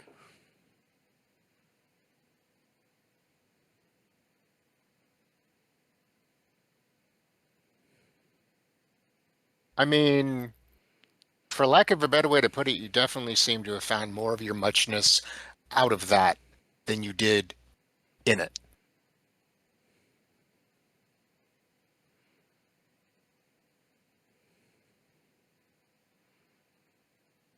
Yeah, I think I see what you mean. It's like different kinds of cookies, I think. Some of them, you cut them in shapes, and they stay in that shape when you bake them. Mm-hmm. Some of them you kind of put there in a little lump, and they spread to the shape they're supposed to be. Mm-hmm. So what I think Darvin is saying is then you were the cookie cut. And now you're expanding to be the person that you had the option to be without those obligations hemming you in. And it's down to how you feel about that. That's another thing I've noticed with Ree and with Hazel. Following the god doesn't, and even Clarity with the Archfey ladies, slightly off to the side a bit situation, but still on the same level of gaining a relationship with a being like that, when done in an intelligent way, isn't an obligation like the bloodline is. Partially it's because of it being what you choose, and Partly because either the god wants you to reach your full potential, and that's why they're backing you, or you have been so much what they themselves would choose as a champion that they can't help but back you. Mm-hmm. Or, you've made some kind of massive revelation and the god is just like, okay, yeah, poke, poke. Grins at Darwin a bit.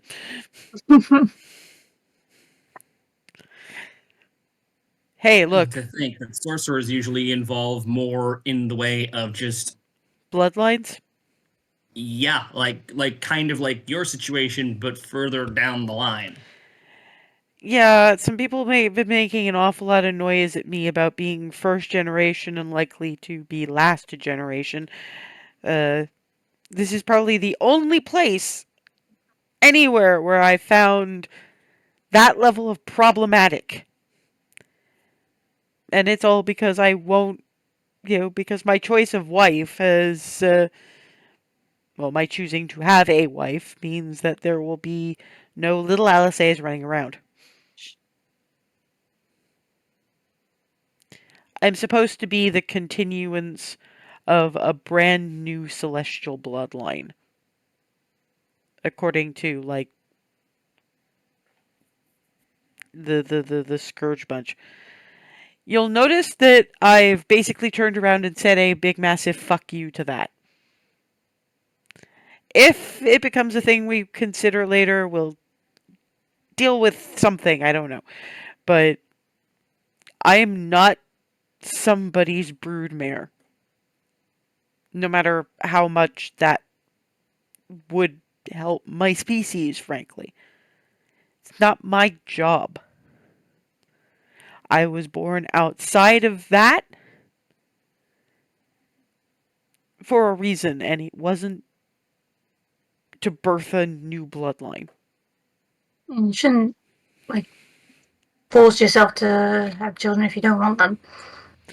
You do realize that one way of looking at a country you rule is apparently being a parental figure to the entire population. So, how about you turn that one around? Parents who don't want their children do not do the best job of raising their children. Sometimes they get lucky. Sometimes the children get lucky and they turn out okay. Or they get given to a better set of parents and they turn out okay. Or another parental figure happens to just latch onto them somewhere in that family structure. Either way. Or they get given to Francine. Either way, they have to. Either way, being responsible for another's welfare has to be something you want, or you will not do it properly. So I do encourage you, because we have to head to Alamavera anyway. I do encourage you to ask your father. But, and this is just me, so, if I'm wrong, ignore me. I don't think this is something you want. I don't know exactly how you feel about continuing on with a relationship with Paylor. That's still a gray area because it's still pretty new. But again, I haven't seen you want anything but your parents back. Revenge for what was done to them. And we're working on that, but unfortunately the stewardship of people isn't something you can think about later. At the very least, we need to speak to this Nora's brother if we can find the beacon again in a reasonably short span of time. Maybe Twilly and Miranda will have a way when we head back in that general direction. It's just one more thing I have my own list. Rylan has a list of things they don't quite get. I have a list of things we have to remember to do.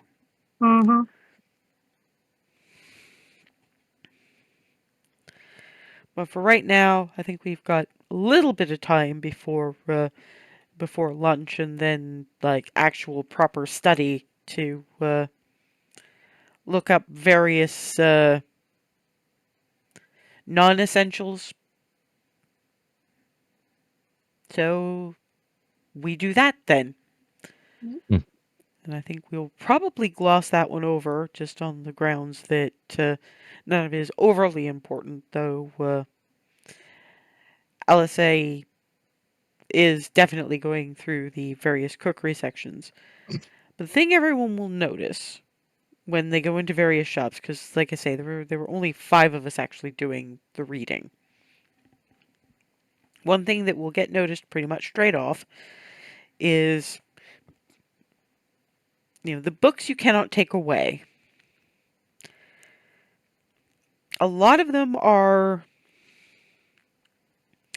written either very flowery, very dry, somewhat incomplete, or all of the above.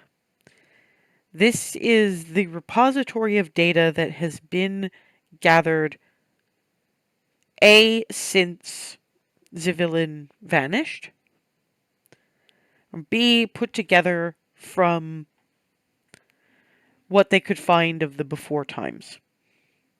One thing that these books do have, in little bookmarks tucked into them, is exactly where you can find the originals of these and related literature in the Silver Vault. Hello, Chungus. Now, you probably kind of have to imagine that the dark section of this whole place is probably about the same. Thankfully, not so much when it comes to things like cookbooks, but it's mostly the more esoteric areas of study that get that kind of treatment. But all of them do have in little bookmarks, places you can find similar information or the originals of X book or what was mentioned in various of the footnotes and that kind of thing. It's probably your best bet, at least at this point, is to note the various sections of Silver Vault and at around lunchtime start by checking to see which if any of you have any of the unlocked have any of you unlocked the sections you could find that in, and if not, what you'd have to do to unlock that. And at that bit of lunch gather, it's LSA looking at Barnabus and going, we're probably going to have to pull a bit of a late one to figure out where we stand in terms of Silver Vault access for the darker stuff. Because, I know this is important, but it's not, we can't spare a couple of hours for you to eat pierogies important. Well, I appreciate that. I really do. It's rummages through bag, pulls out her own notebook and flips through. I'm going to be making some copies of these, but we've got. I've only listed them by what I kind of assume they're called. So, about 5 different kinds of pierogi. Some kind of fruit pancake thing. And meat and things wrapped in cabbage. I seem to remember Awesome. you ordered that.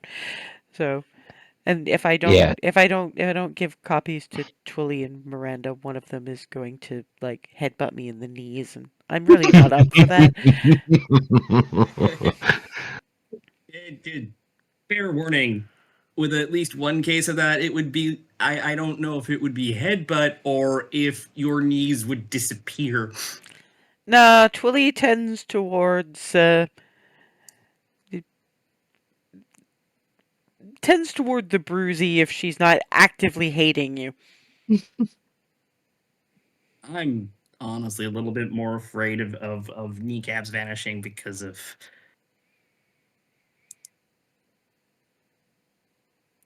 the one who used to be knife oriented.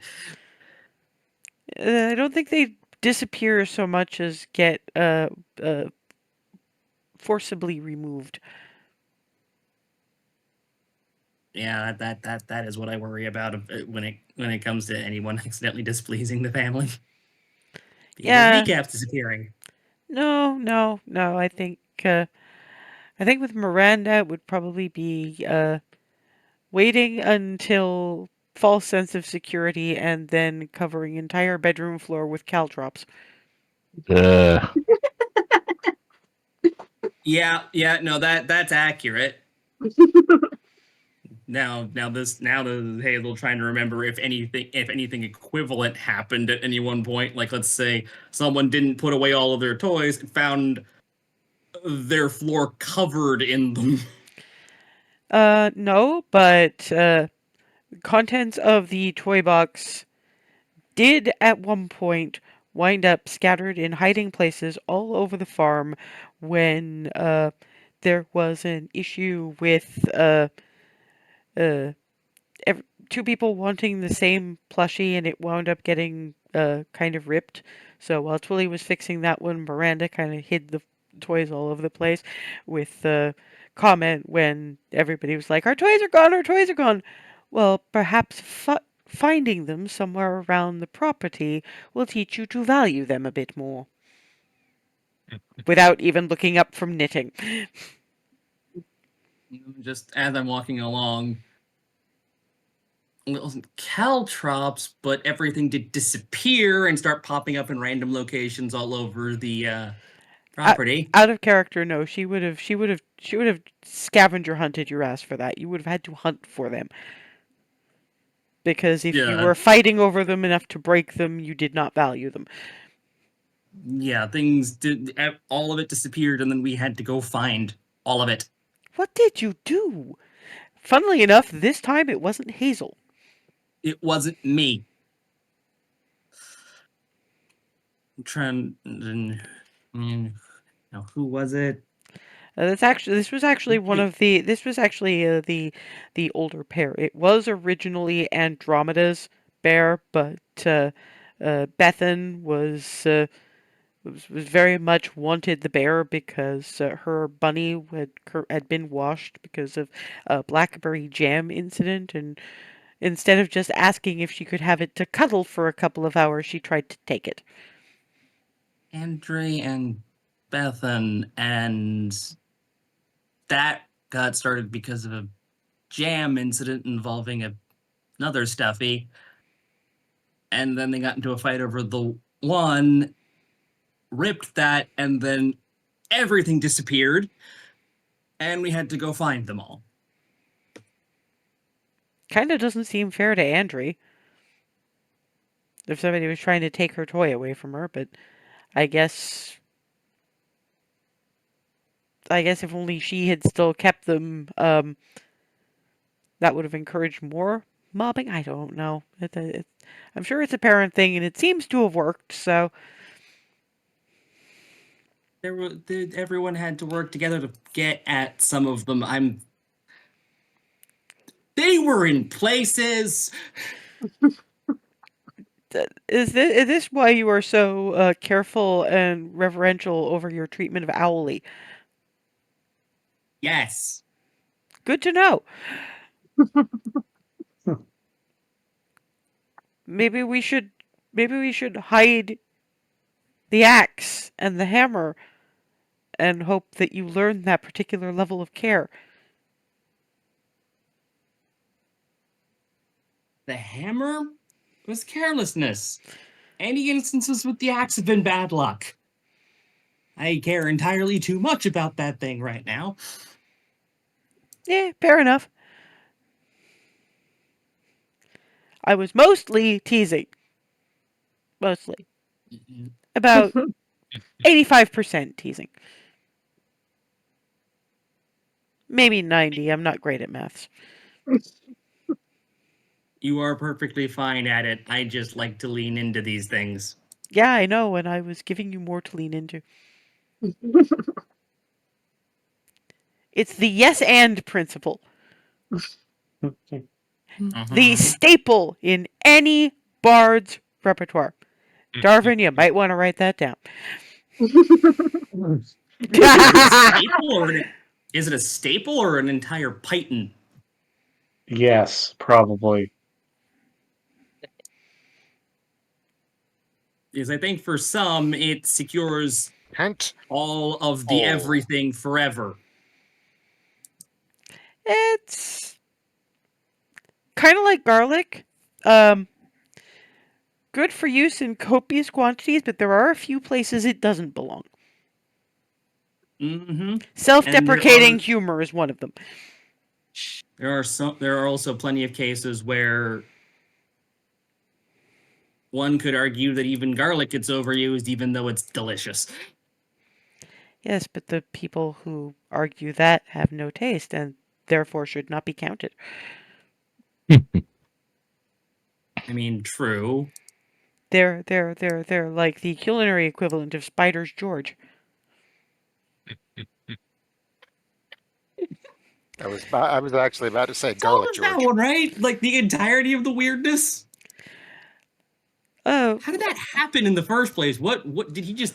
Was that summoning spiders? What? I don't no, no. The actual original one of that is it came from a book on how to deal with archfey. The whole thing about 97% of people dealing with fae tend to make a bargain that at least somewhat pleases both parties for a reasonable span of time.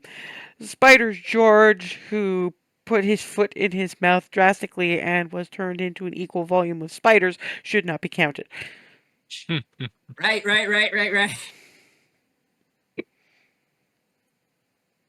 The one who managed to fail at bargaining and everything so badly. It was that, and it was just that he pissed them off. It's like, consider what would happen. You remember Darwin's whole thing with Crabendis?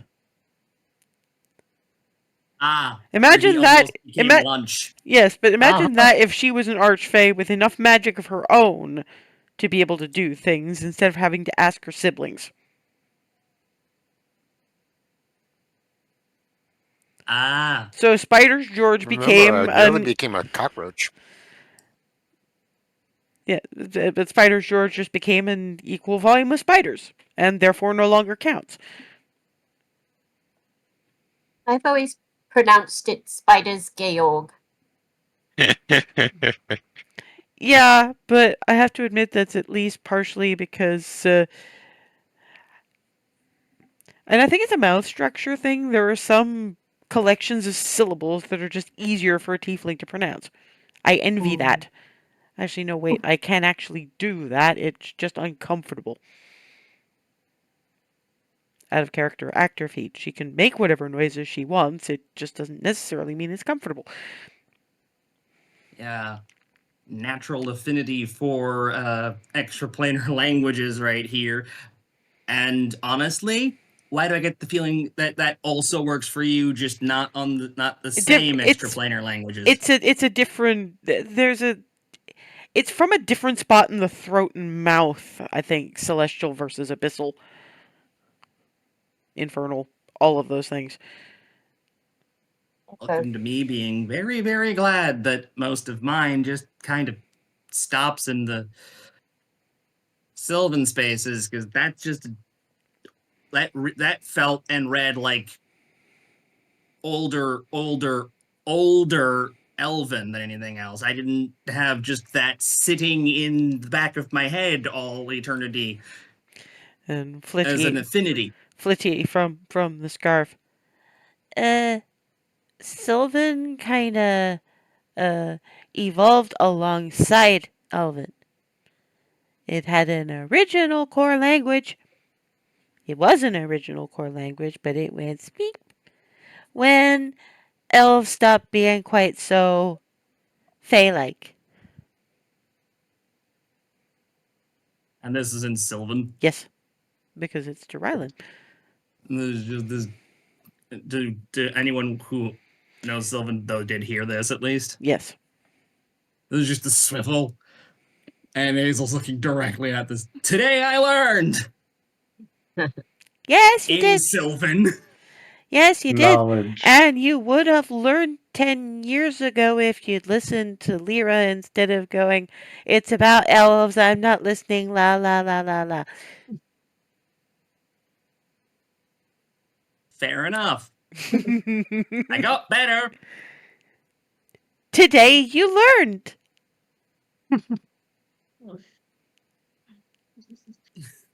just think But Elvin's got more words for more concepts than Sylvan does.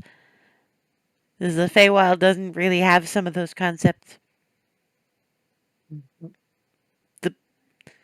Being able to say the bull man is hard enough. Feywild is weird. Well, we have bulls sometimes. Just, they're not quite the ones you're used to. The ones we're very much used to are the ones that supply clarity with magic oath-fueled shenanigans. Oh, the ones in the Feywild just turn into oozes. If they want to. Blink, blink, blink. And reiterate previous statements. Weird. You shouldn't eat them when they're oozes, though. Because you start seeing some really weird things and throwing up rainbows for about 3 hours. You can eat them when they're meat. It's fine.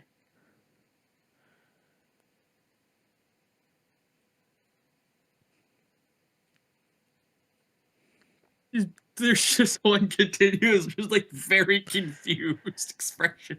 Speaking of, is there going to be lunch? And yeah, because we're at that time, so in 2 weeks' time, hopefully we'll have everybody. But mostly, I wanted to make sure Farida was going to be here for the actual studiousness of it. We'll actually get some work done and then start heading on the Cupcake Coterie apology tour. See you guys.